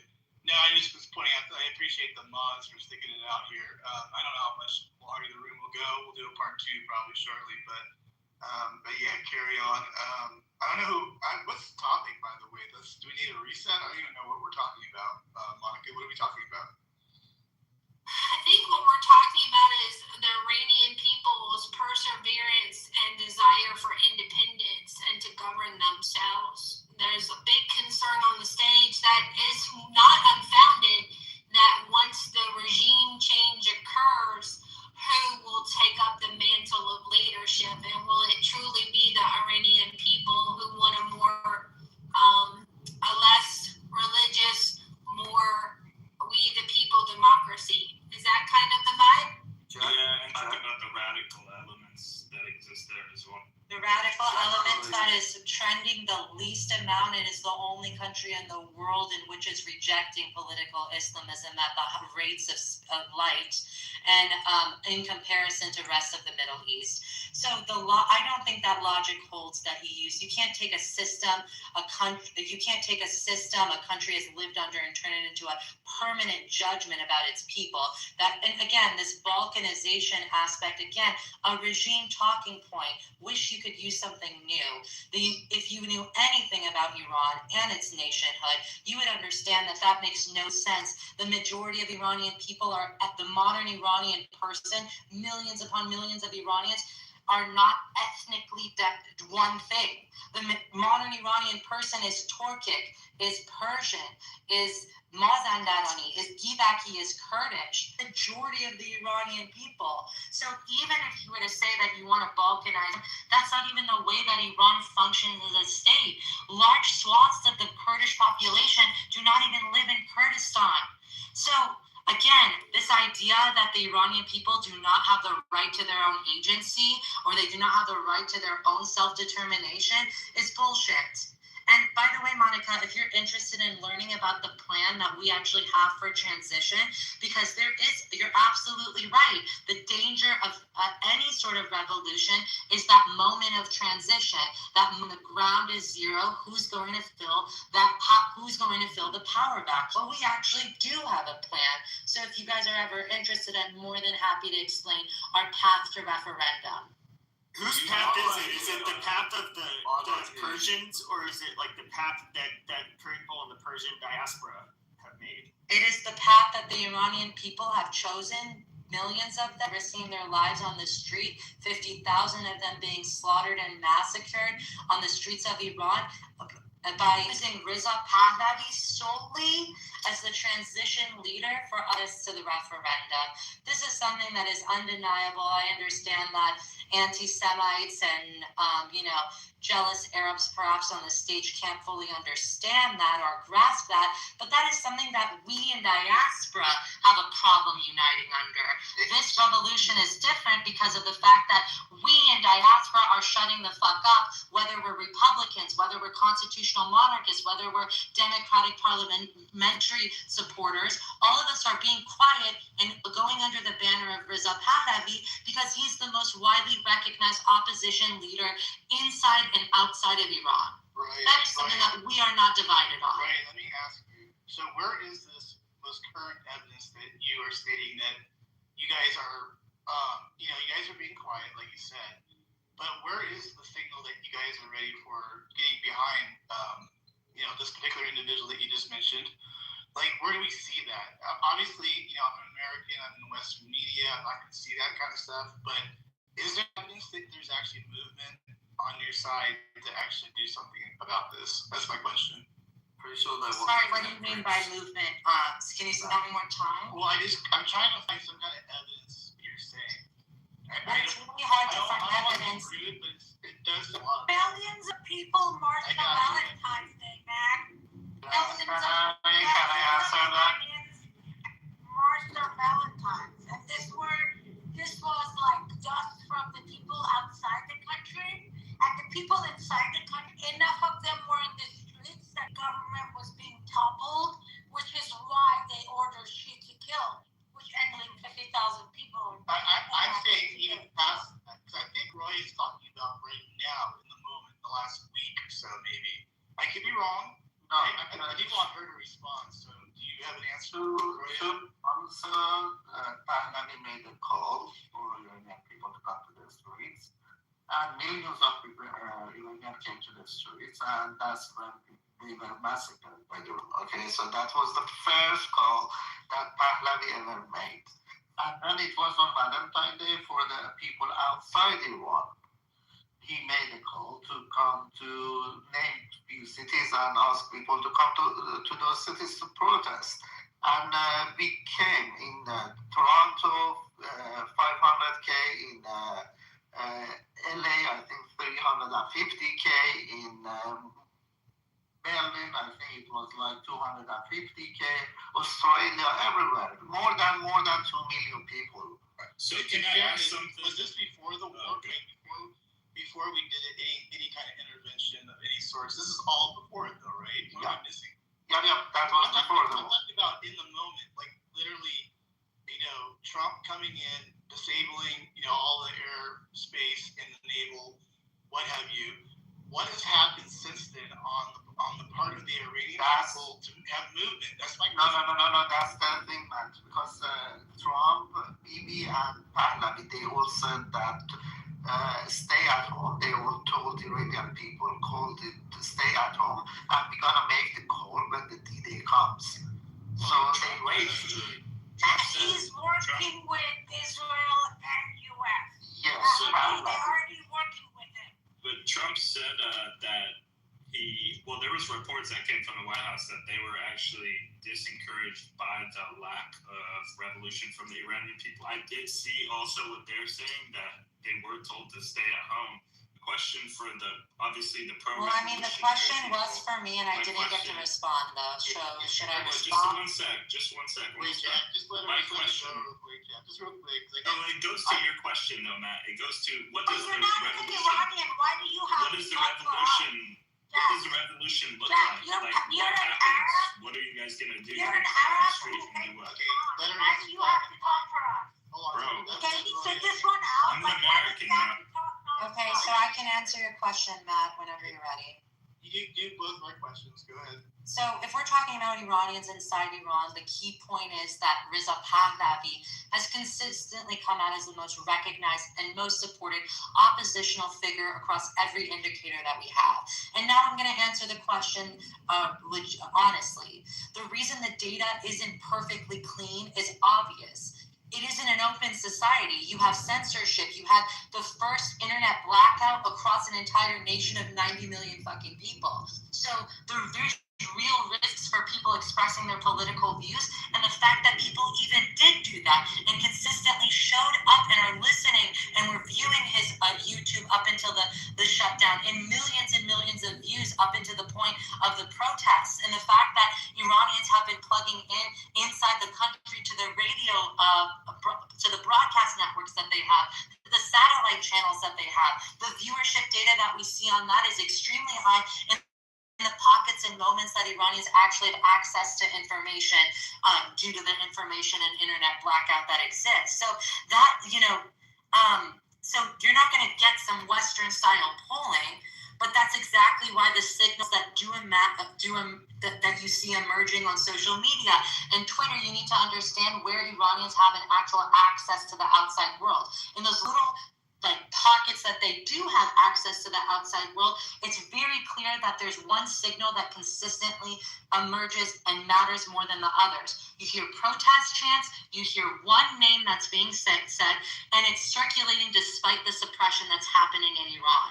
So when his name continues to show up inside Iran under those conditions, that's not artificial, that is organic support. So no one is going to say an entire population has unanimous support around one figurehead, but in a constrained environment, when we as Iranians see that he has hit critical mass as far as support goes, as far as his ability to be recognized both inside and outside the country as an opposition leader. Well, to add on what Maria was saying, so there was an actual statistics that about Reza Pahlavi, and before the blackout, his average video was receiving 60 to 70 million views. Once the blackout took place, it dropped to 3 to 5 million, which goes to show you that majority of the support and the views were coming from inside Iran. But Didi, what's it going to look like on the ground? I've always heard people say they're going to come out in the street when Pahlavi tells them to. But I want to understand, what are they going to do when they get there? And what are they expecting? Are they planning an armed struggle? What's the plan for the Iranian people to overthrow their government right now? And I'm asking to any Persians on stage who could possibly give us some. Ever since the 12-day war, thousands upon thousands of people within the IRGC, as well as the Artish, meaning the nation's actual military, Navy, Air Force, have on secure lines contacted Pahlavi in an effort to defect. Now, the moment has to be correct. All the signals from Bibi and Trump, as well as Reza Pahlavi, has been for the Iranian people. Once we've reached the phase in which the Iranian people need to come out and flood the streets, because right now Iranians are cheering on the efforts of the United States military. They're cheering on what Israel is doing, and they're waiting for the signal from Reza Pahlavi. And once they do so, the networks within, whether they're, civilian militias that have existed underground for now years, who have been, defectors within the system, people that have worked inside and outside the system, supplying on the outside, but also working within the system to kind of see what's up, those people will finally defect, and that we are hoping, of course, and we're indicators are showing that large swaths of the military, as well as other swaths of the IRGC of lower ranking members will defect and will join the side of the people. That's the plan. Is there a projected timeline for this? So that's where I mean, dude, do you want to know the color of my socks? I mean, what the fuck kind of questions are these? No, we're living in live wartime. I get it right. Man. So I'm just I gonna asked chill this because question- you guys can't handle questions. Hold on a second. I've asked this question before, like way many hours ago. If, Roy, if we, I don't know, 3 weeks we're back on the stage and we're having the same conversation, would you consider that troubling at all? Like, or a month from now, when you're that kind of problematic and nothing's changed, that, we're waiting for somebody to tell us to do something. You have to admit, we just got to double check these things, just make sure we're all. There is a timeline. What's the timeline? If you have one, let me know. Then I'll tell you the time. Also remember, you know how Trump doesn't want IRGC to know land is. So there's been twice so far where Pahlavi released a video which caused IRGC people panic, and they made movements, and each time big number of big figures in IRGC were assassinated. So we don't know exactly what's going on, but Israel, Trump first said 4 to 6 weeks, remember? And Israel said their operation will be another 4 to 6 weeks in Iran. But you have to understand what operation they're doing right now. Those forces, the police forces that go out and kills people, the ones that are just the terrorists. Because remember, Iran has 2 branches of military. One is Iran's military, one is the Islamic regime military. So that Islamic regime military, which are the jihadist type in them, a lot of them, the head of them, are being taken out. Right now, they're actually attacking those checkpoints. So what Israel is doing is they're taking, not Israel alone, with US, they're taking out those forces who have the guns, who were killing 50,000 people like that. Is that special ops, Sarah? I do need to know if those are boots on the ground, in your opinion. I think that is pretty much what the boots on the ground is doing, exactly. So it is possible for this revolution to happen. It is possible for it to happen. Listen carefully. I'm not saying it is happening because of this. It is possible for it to happen without boots on the ground because they have a lot of drones that are actually working as soldiers on the ground. Does that make sense? But they're trying to take some of them out. Even for yesterday or the day before when it was Charsham Masuri, it's a Persian holiday where people go and they do celebrate this the last Wednesday eve of the year. It's a Persian tradition. Even on that day, Pahlavi had to go out and celebrate, but they were specifically asking people not protesting, do not protest, because they want to weaken this regime. So look, it's America's benefit for IRGC to be gone. It's in Israel's benefit to be gone. And now we're at a point in history where Iranian people did try to topple the regime and they killed 50,000 people. So Iranian people, they are so even though they don't have guns, they want them gone. You know what I mean? So that's why they're all working together. I just don't see it happen. I just want to make sure the conversation is about, oh wow, we just did all this stuff and things are moving forward. That's all as simple as that sounds. I like to see results. So let me. I'll send you a picture from because I don't know how to put a link here, but I'll send you a picture of the heads of the IRGC that they wanted to take out. There's only 4 people on that list now. There's only 4 people left. That's America's work. We're waiting for the Iranians to do something. Jack, why is Jack keep talking, Matt? We wanted to be Jack alone. Leave her alone. Seriously, Matt, why is he having opinion? Why is it Jack versus the rest of the room? Holy shit, that's not even the case. God damn. It is the case, Pepe. That's how it feels for us. But Matt, there's only 4 people. There's only 4 generals right now that are on. All of these major positions, they're supposed to have a general. We either don't know who those generals. What did the list start off with, Sarah? They're either like nobodies or. How many did the list start off with, Sarah? We'll look at it. I don't know. I just know that there's only. No, I want to see, like, I want to celebrate it. I don't know. They thing like thousands of people. They have killed thousands. I don't no. know. The heads were like the 15th of 12 or 15. Like no, Dana. It's not just 12. They Not the killed heads. 40.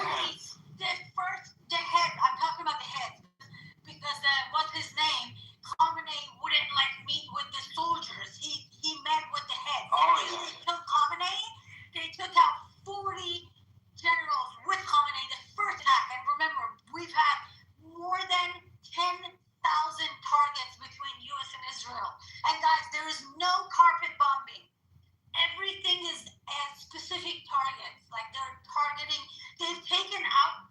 Let me give you a good result, Matt. They have taken out 80 or 90% of all those morality police stations of the Islamic regime stations. Do you know where those people are sleeping at night, guys? They're putting tents. They used to sleep in like sidewalks. Now they're going under bridges. Like I'm not kidding you. Like you guys have to see these things, and they're still like hitting them. Like it's like they're doing this soldiers on ground with the drones right now. So I don't know when they're gonna ask people to go out. Maybe they'll do it next week. Maybe they'll do it in 4 weeks. But I don't think they want IRGC to know what their plan exactly is. Does that make sense? Yeah, no, I got you.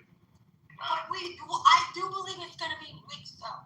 I do believe it's gonna be weeks. Okay, I got you. Yeah. Who else wants to confirm when she's kind of saying, Dana, did you want to do that? Yeah. I totally, agree with Sarah. Iranian people, they have guts. Okay, so they just waiting for the call to be made and go to the streets and take back their country. Just I have a message to Jack. Actually, Jack. I don't know if you like IRGC or not, but when there is a guy like Ami who is a member of the IRGC, not a pro-IRGC, he's a member of IRGC because he's been threatening everyone with recording voices and stuff like that. Agreeing with your narrative, He's threatening me right now as we speak in the back channel saying he's going to murder my family. I'd like to exactly. Dana. I'm playing in your ground. I would think about that narrative twice. I hear you, That's Dana. all. I hear you, but also think of this. The regime also tells the people that America is the greatest enemy. America wants to destroy No. our country. At the moment, the regime is. Why are you interrupting me? Just 1 second. What? I'm trying to have normal combos, bro. Okay, sure. I'm gonna So be what quick. I'm not we have long-winded. the room is we have discussions here. We have a back and forth. If you don't want to do that, you can just leave the room. Not just you, Dana. I'm just pointing out people. Yeah, sure. Go on, Jack. Yeah, just real quick, like the regime was propagandizing that America will attack it, Israel is a great enemy, and all these things. And sure, they are enemies of our country. America, we are enemies with the Iranian regime. So even though they're saying something to scare their people, objectively to us, it's true. Yes, we are not friendly states. They can be telling the truth, but also exaggerating to their people that we're also devils and we want to drop a nuke on Tehran or some stupid shit like that, which is not true. So just because Ami sees that I'm also against the regime, but not also pro whatever you guys got going on or reading a script, doesn't mean that I'm doing his bidding or something like that. But I see what you're saying. Did he say we're reading his script, Matt? Do you see why I call him a dishonest person? But one more thing, Jack. Just so you know. Make a comment on what Jack just said. He literally said that we are reading the script. I didn't say that. I said I'm not reading the script. I think he did say that, Sarah, on that one. But let's keep moving forward. Yeah. So just one point that I want to. And he said I'm not pro whatever you guys have going on or reading on the script. Yeah, because you guys keep like cussing me out. So clearly you're good No, Jack. No. We try to have a conversation. Yeah, I'll just go to the audience. I feel like I'm just gonna No, Jack. here, bro. I'm not Jack. gonna Yeah, pay I attention am or something. gonna say I'll look. this isn't the Jack show, you guys. Let's not. Yeah, no. I just wanted to mention something else. That the new propaganda of the regime is not that US is the biggest enemy or Israel is the biggest enemy and they're gonna kill you, blah blah blah. The new propaganda of the regime is that they will be balkanize the Iran country. That's the new propaganda of the regime, and that's the exact ground that you are playing in. That's why I'm saying this. Just so you know. Dana, I know Jack, he might not remember, but he did have an Asian picture just like 6 months ago. He has a new account where he just keeps changing the account. So he thinks people don't remember him.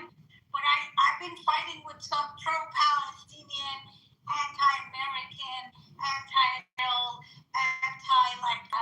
what's it called? Middle East people for a long time on this app. So I've had this conversation with this guy before, and he has said that he's originally, you can hear it, he speaks perfect English, but his parents are, I don't know if they're from Palestine or Iran, like one of the countries around there. Palestinian, yeah, he said that. Yeah, so he's from there. Now, why am I saying not that it matters, though? What is the relevance? Not that it matters, but I'm going to point out what the thing is. It's fine. We understand. We Iranian people understand when they say the enemy of my enemy is my friend. It's the same way that right now Iran is cheering up for U.S. and Israel to bomb their country. In reality, they're helping to take their enemies out. So we understand that you cannot it is possible for you to not like IRGC, but at the same time, because you're from Palestine, so you're anti-Israel, so you kind of like them being around because they're going to be helping the terrorists, who they fund 80%, 90% of Hezbollah, they fund the Hamas, we call them terrorists, you guys call them freedom fighters. So what I'm trying to say is we understand. And that's why I think as someone who's Palestinian, who's whether they like IRGC or not, most of Palestinians, they do want IRGC around, not because they're pro-IRGC, but because IRGC is helping them in their movement and issues with Israel. So I understand that, but at the same time, I don't think you should be the one voice that constantly talks about Iran. And literally, fuck Palestine. Fuck Palestine, fuck Israel. I don't think any of them should get a dollar. Yeah, we're good. Okay, we're moving away from this. I'm opening up the stage. I see perfumer. Perfumer. I make perfume. The Canadian. Yeah. Matthew, can I ask you? You had said a few hours ago that you compared Bibi's leadership of Israel and Trump's leadership of America as comparable to Iran's leadership, that they were all foul. Who said that? You said that. Yeah. You said they were all bad leaders. Yeah. I'd like to know. Perfumer. Yeah, perfumer. Do you want me to clarify that at all, perfumer? Sure. And you have a subject out of this. Yeah. So, if it's my opinion, obviously the IRGC is much worse, and I believe that Bibi is much worse for his country than Trump is for America. But I don't find any of their leadership to be super helpful or friendly towards their own countries. So what I mean to say is, the United States always has enough money for war. But why don't you guys have healthcare, man? Honestly. And you guys have, okay. Another thing is depending on the area, right? Look at here, 40% option. Right. So what I'm meaning to say is that I believe that in each one of these governments, people at the very, very top are looking out for themselves. I think maybe in the Netanyahu is constantly at war with his neighbors and everyone else because he just wants to stay in power. I don't know. Maybe you disagree with me. That's fine. I mean, yeah, what you're saying is disingenuous. So just you find it it's not disingenuous. It's how I feel. It is. Well, I mean, no one cares how you feel. We care about the facts. We don't. They asked for my opinion. I honestly don't care what you feel. Monica asked my opinion. So Matt asked me to clarify. So there you go. Matt, I just want to make sure I understood what this guy was saying. Okay, now what's going on, man? Go ahead, jump in. What's up, buddy? How are you? Hey, thanks for doing this.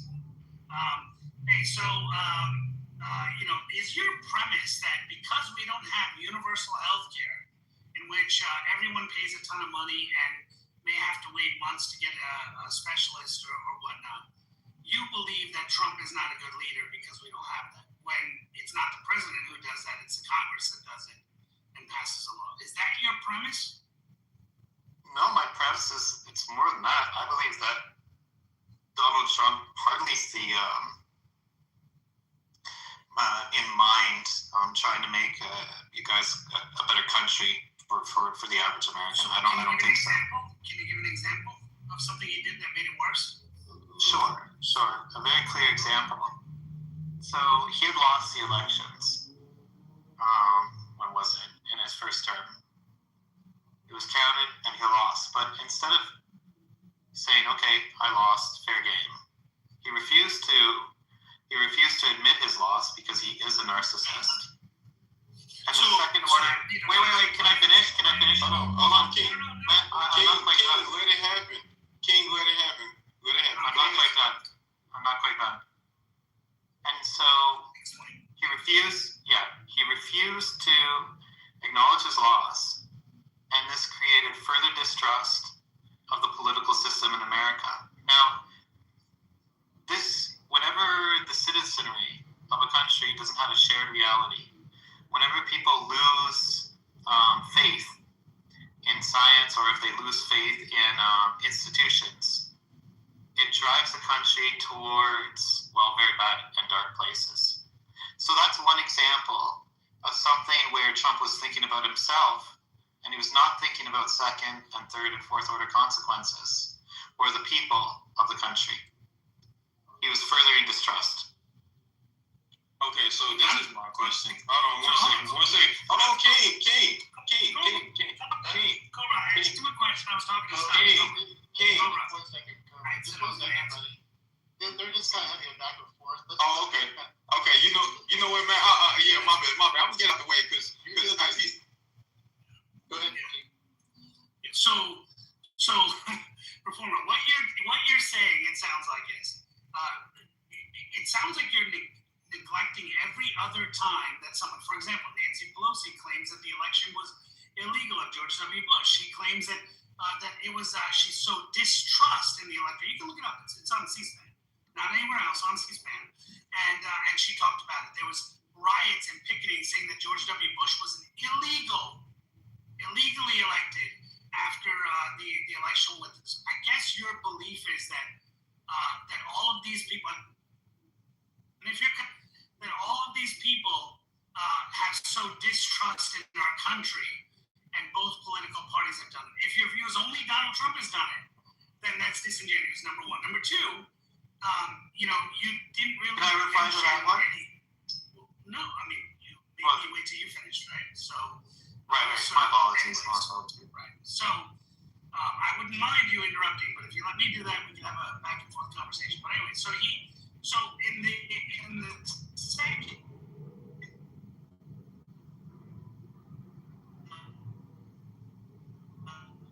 You're in the Matrix, bro.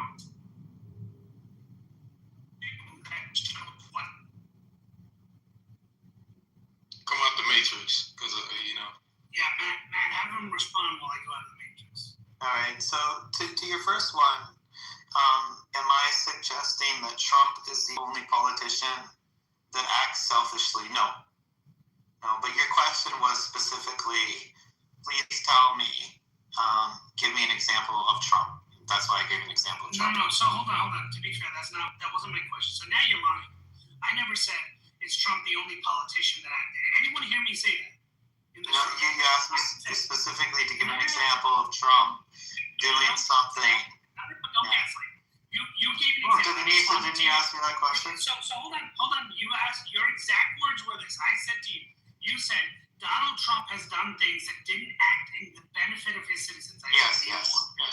And then you responded saying he's so distrust in our elections, and anyone who does that doesn't have a focus or a care for the citizenry. And then I said, well, okay, if Donald Trump did that, and then that means that others who did the same thing on the other side, the other political party, including Barack Hussein Obama, who also talked about George W. Bush, look at his campaign in 2008, his election being circumstantial, okay, and saying that everyone was upset and believes that wasn't done correctly.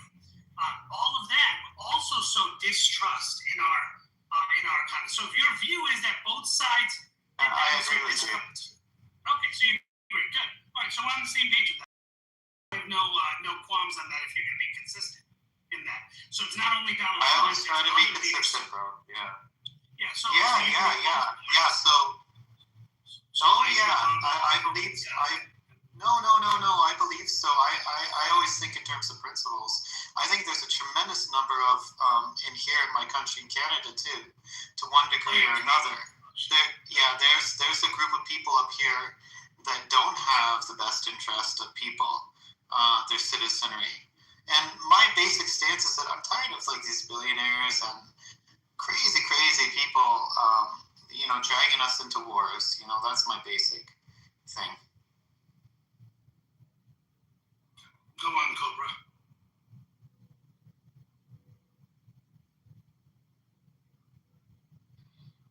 Cobra, if you want to jump back in, you're up.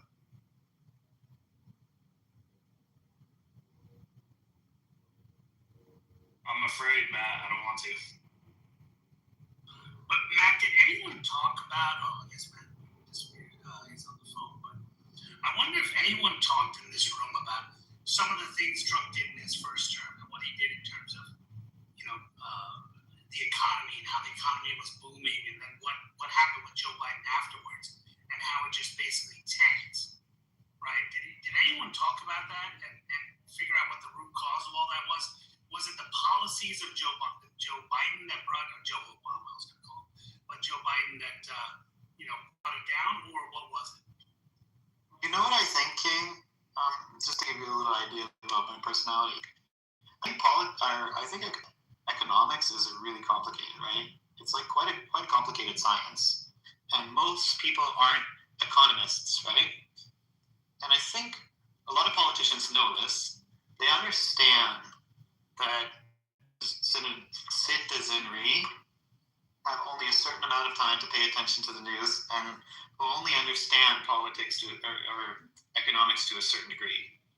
And I think what you always have is politicians will come up, whether they're on the left or the right, and they'll really oversimplify economic situations to fit their narrative.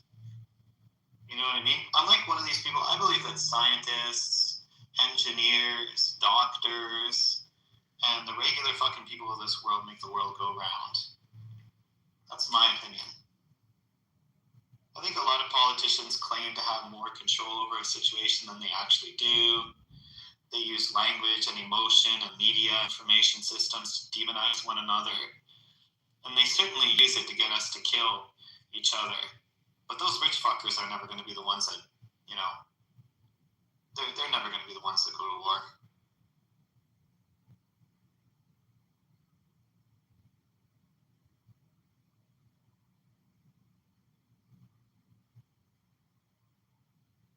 So, Matt, did you talk about Mark Wayne Mullins' testimony today and Rand Paul?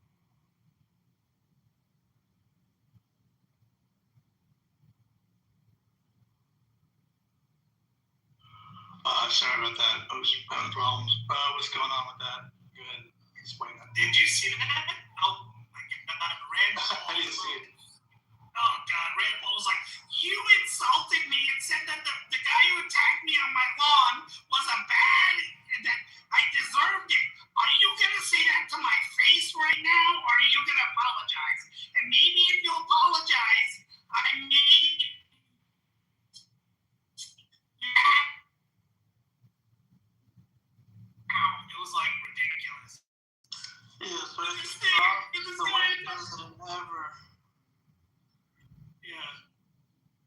think Trump's the worst president. Can I be the villain? I feel like you guys are pro-Trump, right? Oh, I also agree. I think he's the worst too. Like, dude, he is definitely trying to cover up the PDF files and causing all this ruckus and chaos. Let's be honest. What would you two cups do if you were president? Well, if I was president and there was a war, Same old Iraq trap that Israel set up. American. you know what I would have done? You know what I would have done? I would have secured the You fucking wouldn't have done Strait of nothing Hormuz. because you're not smart enough to become the president. I would have, well, someone asked me, I would have secured the Strait of Hormuz before attacking Iran. That's what I would have fucking done. Bro, he doesn't even know the capital. I would have tried not to piss off all of my ally friends before going to a war unannounced. Wait, which ally is pissed off? You secured the strait. Hold on. Which ally is pissed off? Bro, this guy. None of them are offering help. Wait, no. Canada is. So which one? Canada is. So which ally is pissed off? Canada is. Denmark is. Oh wait, okay. Canada's gonna be the Denmark 51st just state. over. So this is what That's a good example of why people don't like Trump. Hold on. Denmark just, dude, you're a gaslighter. Just offered, you can see it.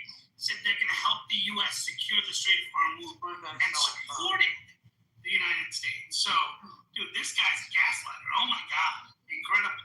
He's like making up stories that our enemies are, our allies are upset. What's up with Bobby Can't name one. children in Iraq, though?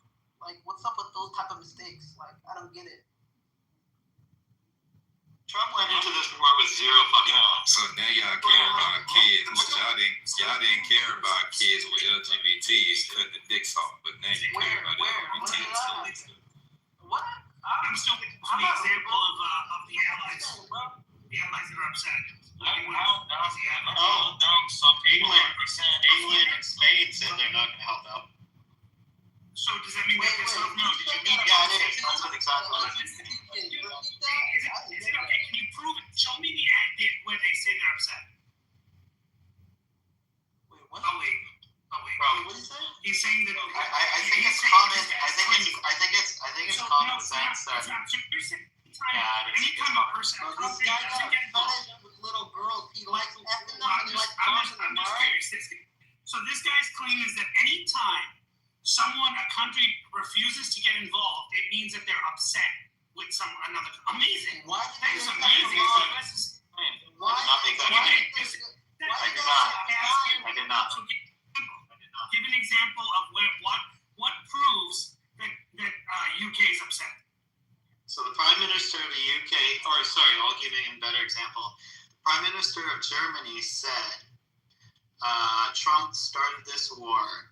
Trump and Netanyahu started this war without telling anybody. It was an illegal war, and we're not going to follow that. My assumption is that if Trump... Hold on. Tell me if this is a reasonable assumption or not. Will you allow me to land? You said UK. Will you allow me to land? You can Land. You All right, if you don't have a conversation with me, then I will... Then be fair. Talk about UK.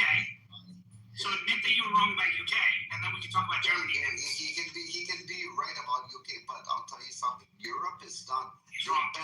They bend the knee to all these people, and now they're afraid of the sleeper cells that they have in there to fucking go against. Why is acting like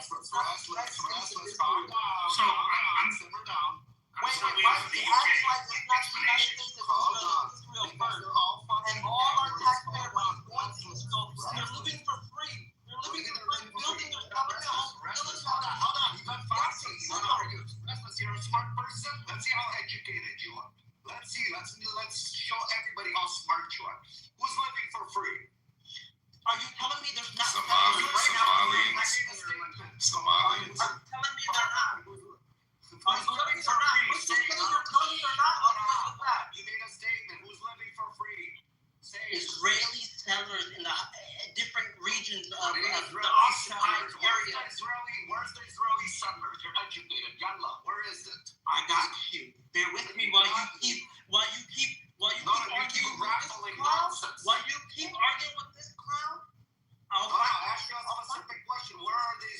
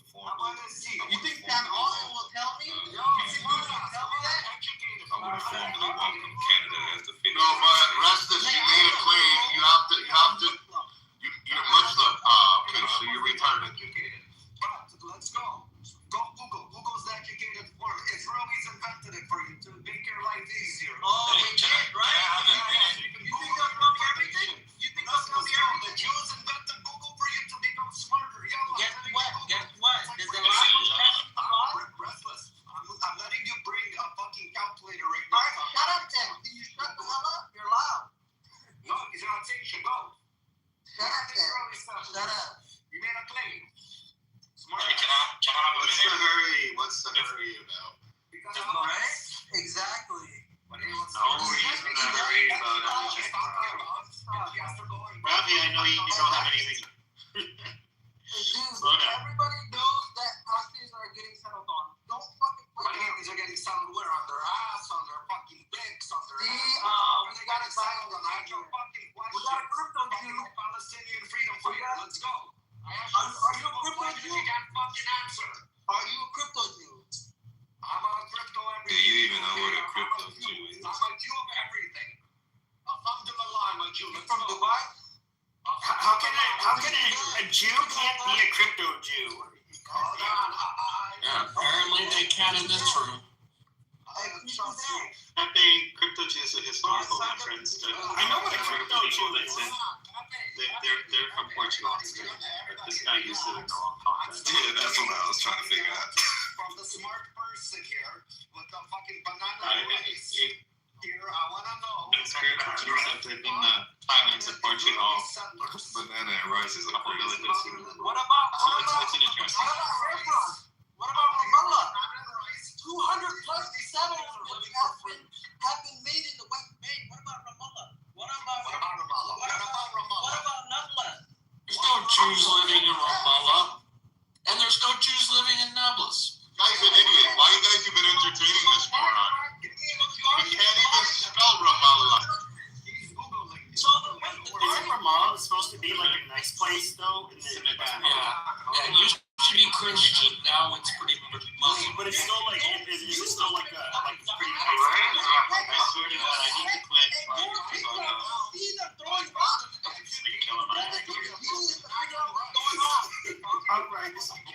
Honestly,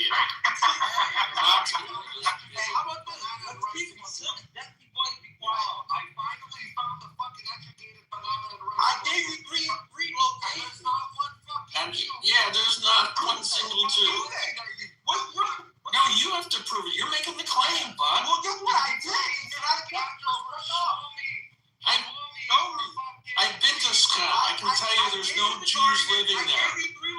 yeah, but you have to prove that that section of the was still alive. Do you think he's alive? You're a PDF file like that. He might be dead. I'm talking to exactly about you guys. It's not like banana and rice. Listen, it's not like banana and rice. That's what sounds fine. It's like banana. Hey, you get your potassium for the Let's car. have a different debate. Is Jim Netanyahu, is he still alive or not? Drop the links below.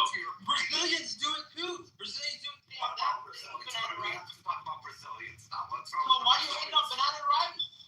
You little zesty boy. I'm telling you, you're little for your fucking huge forehead. Hey, actually, Get into your fucking brain. I'm not. I'm gonna teach you something. Change the topic. There's no living there.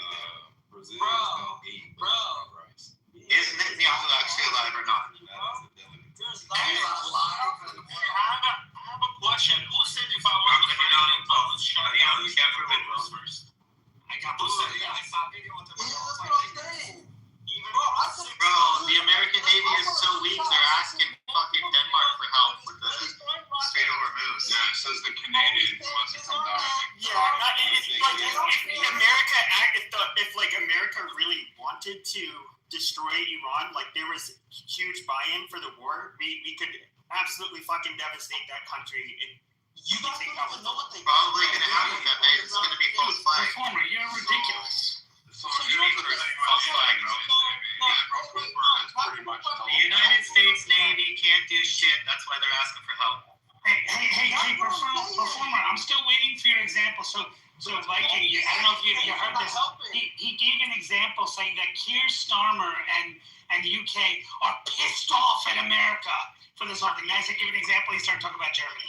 Amazing. Somebody help me. Who just designed it? I don't understand why there's so many people like from Canada trying to tell us about our politics or fucking other countries about what Americans think or what our American foreign policy is. Especially since you guys live under the very blanket and freedom that we actually provide you that allows you to get your cheap shit from China. You guys provide fucking shit all. You guys don't provide shit. You guys are exorcism. United States is a fucking. You guys are over talking. I can't hear people.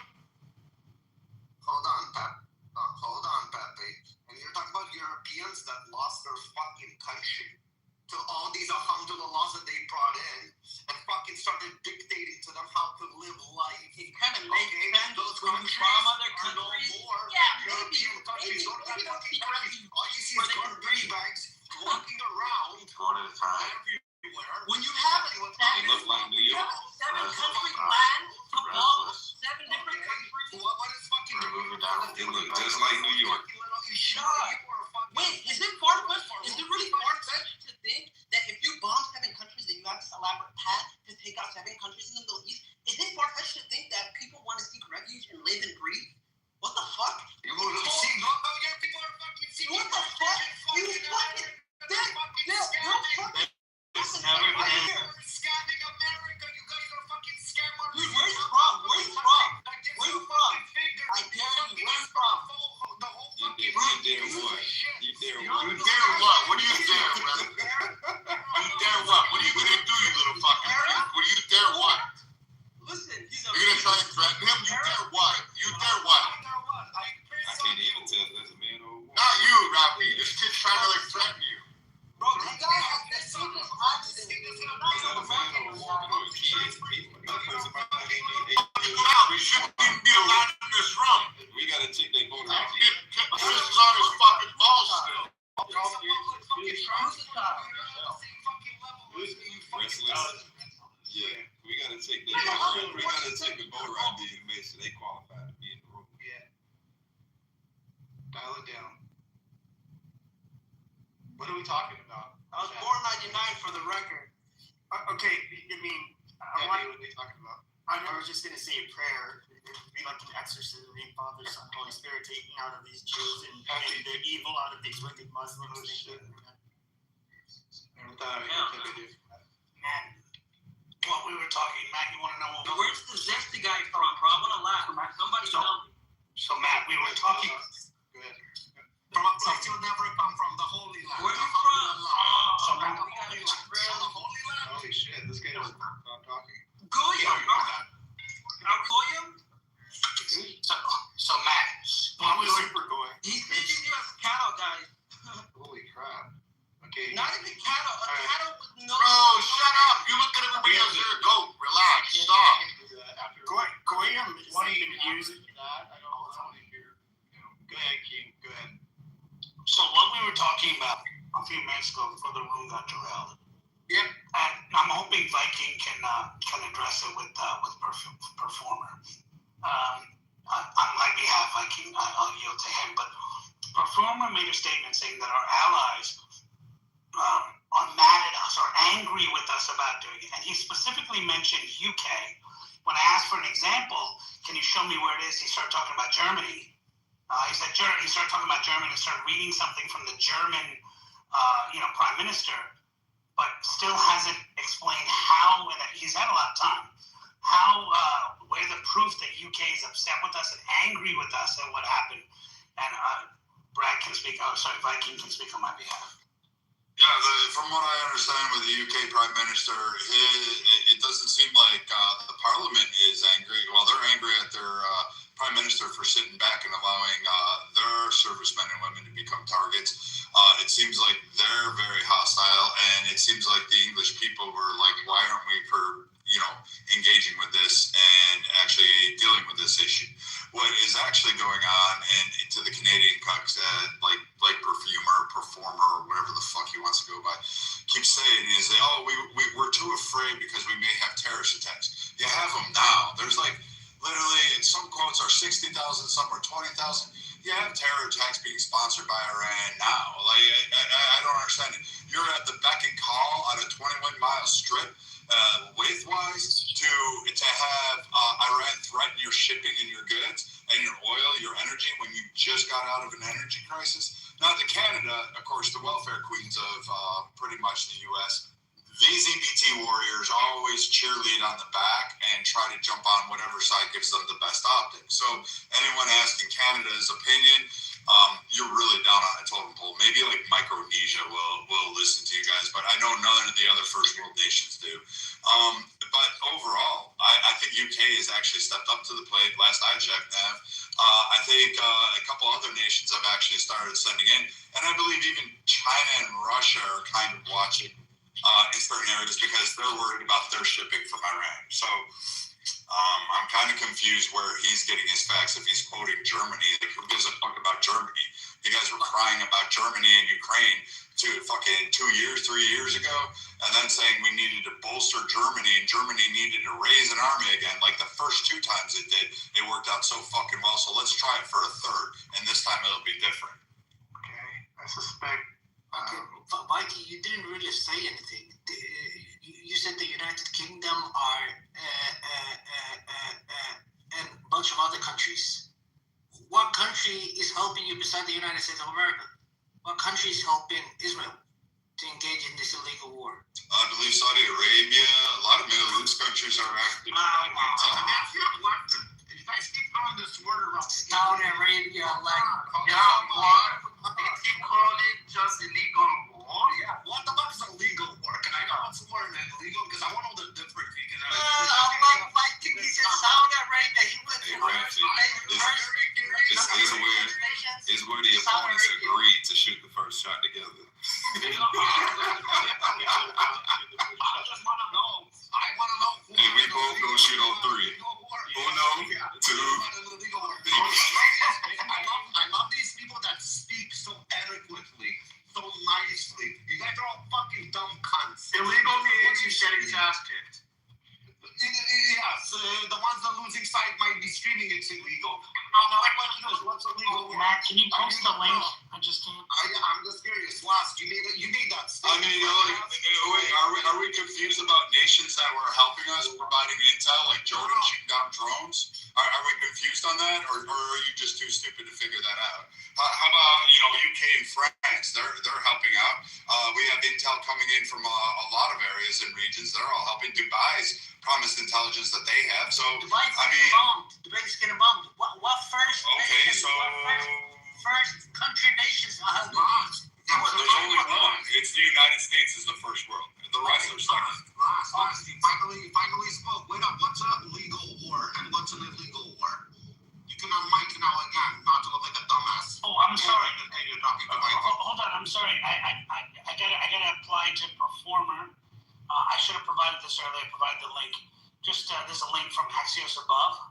Just because he claimed that our allies are upset. If you scroll down the list, United Kingdom. After an Iranian drone struck the UK base in Cyprus, British Prime Minister authorized the US to use British air bases to. That sounds like a guy who's pissed off. Okay, let's go to the next one. France and Germany. Both EU powers initially called for return to negotiations, but opened up to the possibility of striking Iran after Iran strikes hit their personnel, including a German army camp in Jordan. German Chancellor Friedrich Merz visited the White House on Tuesday to discuss the conflict with Trump and actually praised Trump's efforts.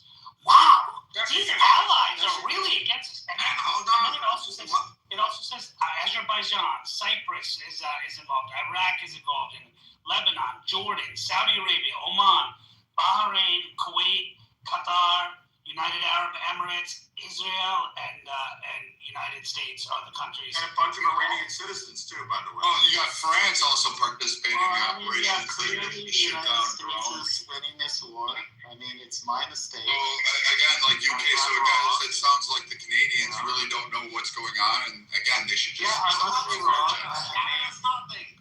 Canada's information from look. I must admit I'm wrong. Canada or the United States is absolutely winning this war, no problem at all. They don't need any help. Everything's under control. No, they don't. Everything's under control. Hold on. First, real quick.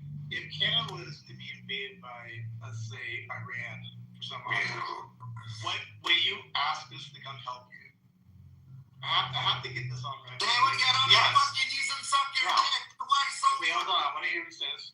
Do you want our help? Yeah, just the same. We would help you guys exactly the same. We would never ask. Wait, you guys have never really helped us. Here's the thing. Wait, Matt, but they didn't help us. They tried to Hold on. Everybody. Well, we burned down your White House twice. I have a second question. Perfumer, what can we help America with except to allow these terrorists to fucking seek refuge in Canada and become next door neighbors to the Americans and become a threat to America? What can Canada do good for America in any type of fucking war, especially fighting on terrorism? All right, Rafi, you tell me. Give me the example of a single, give me an example of a single Islamic country that has ever attacked the United States. Not a single Islamic country has ever attacked the United States. Never. What's 9/11?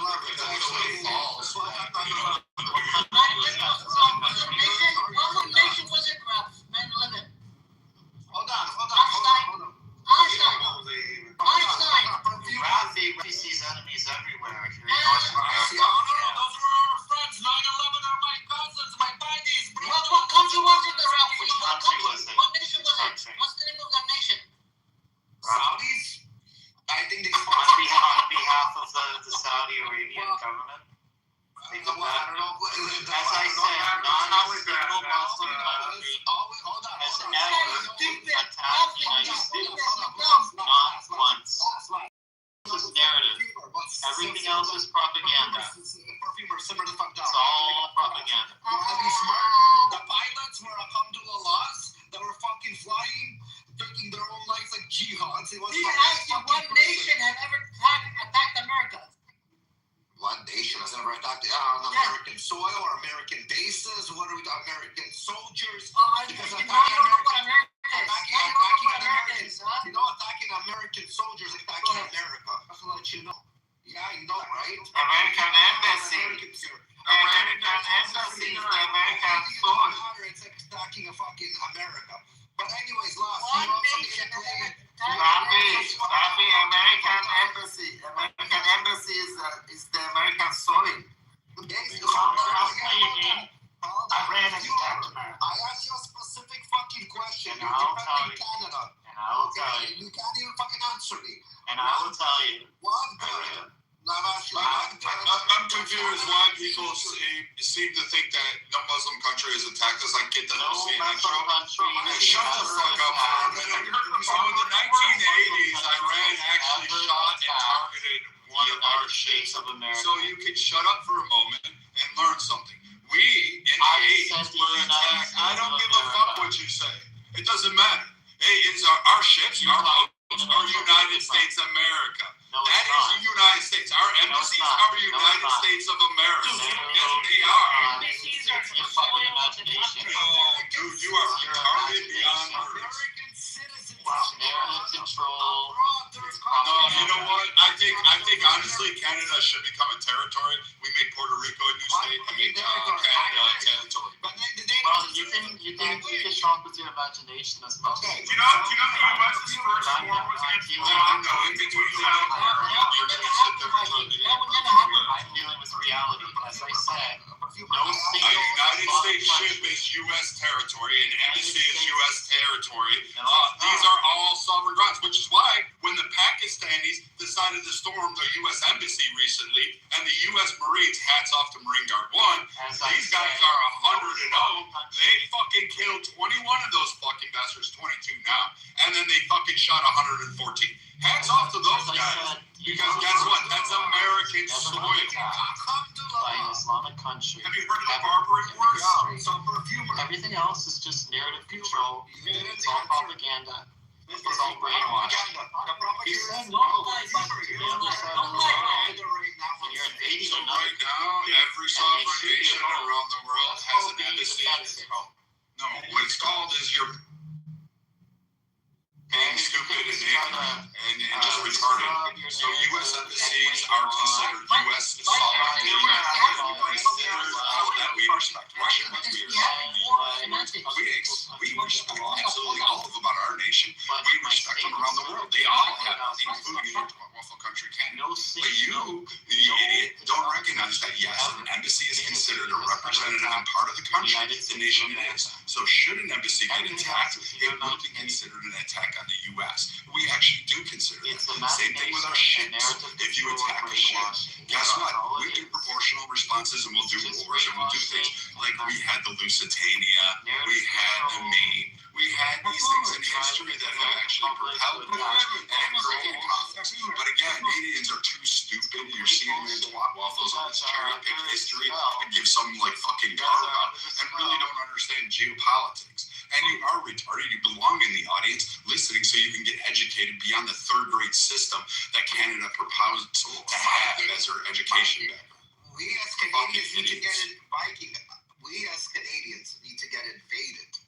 You know why? Oh, that guy, I promise you, gets invaded every night in his rear end. I'm just saying, and I'll tell you why. They should fucking come and take Carney, because Carney is setting up the borders between Canada and America by allowing these terrorists to come and infiltrate them, which becomes a fucking problem for America, because now they're fucking, let's say Russia wants to put nukes, weaponry in Cuba next door. Having a fucking little Muhammad that wants to go fucking blow himself across the border is not fucking really safe for America too. There's Muslims in America too, stupid. No, I understand there's Muslims in Canada right next door to us. You don't seem to understand that, Rafi. You don't seem to understand that. Hold on, last. Simmer the fuck down. We're actually bringing fucking IRGC. We have proven facts. People showed the names, everything, which IRGC head people are living in Canada and seek refuge and were given by the Canadian government to these terrorists and to these animals. So that is a threat to America. As I said, the United States has never been attacked ever in its history by an Islamic country. Okay, Except for all of it has to do with trying to convince your stupid fucking asses to go. Look at the Barbary Wars. The first war fought by the United States. So if you see terrorists around, we were attacked by Moroccan ships. So here's the thing. Iran sponsored the Beirut bombing. We got 241 Marines there. We had attacks on U.S. ships sponsored by the Iranian Navy. And in fact, our Operation Praying Mantis decimated the Iranian Navy once before in the late 80s. And we destroyed 2 of their oil platforms just as a condition, because what Reagan said was give a proportional response. And with the U.S. Navy, stop talking, dude. We say your stupid shit is wrong. You're just a fucking idiot. You know what? I'd actually hope we put a warhead on your forehead. So, like, at the end of this, we did Operation Praying Mantis. The Navy decided we were just going to play fuck and basically whack-a-mole and always destroy the Iranian Navy. And that was done in a day. Now we do it. Hats off to Admiral Bradley Cooper. He's a great guy. He's a hero. He freaking orchestrated the naval strikes and basically decimated Iran again. Iran has actually attacked U.S. Navy ships. That is an act of war. That is very much, we actually went to another war because of that. We actually had a mini war with France over them attacking our ships way back in the day. But, you know, we don't talk about that. We also, when our embassies get attacked, yes, that's an act of war. U.S. territory. That is U.S. ground. Our embassies are recognized just like France is, just like all the European, just like Canada is. They're recognized as fucking, guess what? Their sovereignty. So yes, we have been attacked. What about Viking? What about American citizens abroad if they get attacked or something happens to them? Is that an attack on America or no? Everything is an attack on America. Everything that is attached to America is apparently an attack on America. Viking, according to Joseph Kent, he says that no Muslim nation, especially not, poses a threat, immediate threat to the United States of America. And he's actually the minister of counter-terrorism. What is your opinion on that? Well, I know the 31st is coming over to put Bill to ash. So, 31st Blue, I can't wait to see that. Viking, did you hear what I said? No Muslim country, according to Joseph Kent, every Muslim country are mostly proposes threat to the United States of America. He is the counter minister of the United States. What is your opinion on that? Do you know better than the defense minister of the United States? Yeah, his wife was killed by Hezbollah. What's your point? And he's been a moron forever. He's not an authoritative voice. He's disagreeing with the very statements he put out just last year. So can you prove that a Muslim country poses a threat to America? How Muslim poses a threat to America? Hold on, what are you gonna say? What were you saying? Joe Kent, just because the clue after agreeing with Trump for boring Iran with a threat to the U.S. is not an authoritative voice here. Okay. In what way Iran United States? They sponsor terrorism. To the United They've sworn to destroy the U.S. for more than 40 to 50 years now. In what way do they destroy U.S.? What have they done to the U.S.? I don't know. Maybe it's because 241 Marines that were killed in the Beirut air bombing. How about the fact that bombing one of our ships? Viking is speaking. Yeah, like I mean, you bombed one of the Iranians bombed the Navy, whatever you want to call those guys, boats dressed up like ships. Bombed one of our ships in a port, and then we again decided to show them what whack-a-mole looks like. Let's see, they've attacked. They also kidnapped and took sailors out of the fleet and put them on their knees for display. So that's an attack. They also supported many embassies. Brad, give me 1 second. I'm just going to make this really, really, really fucking clear. If you people cannot have self-control, you continue to talk over Brad or anybody else on the stage, you're going to the fucking audience. Okay? It's not up for negotiation. It's not up for let's make. If you cannot shut your freaking pie hole while somebody else is talking, you're going to end up in the audience and out in the hall. Go ahead, Brad. Thanks, Adams. I mean, it just goes, all these that have gone on for 49 years, supported through or directly by the Iranian IRGC. I'm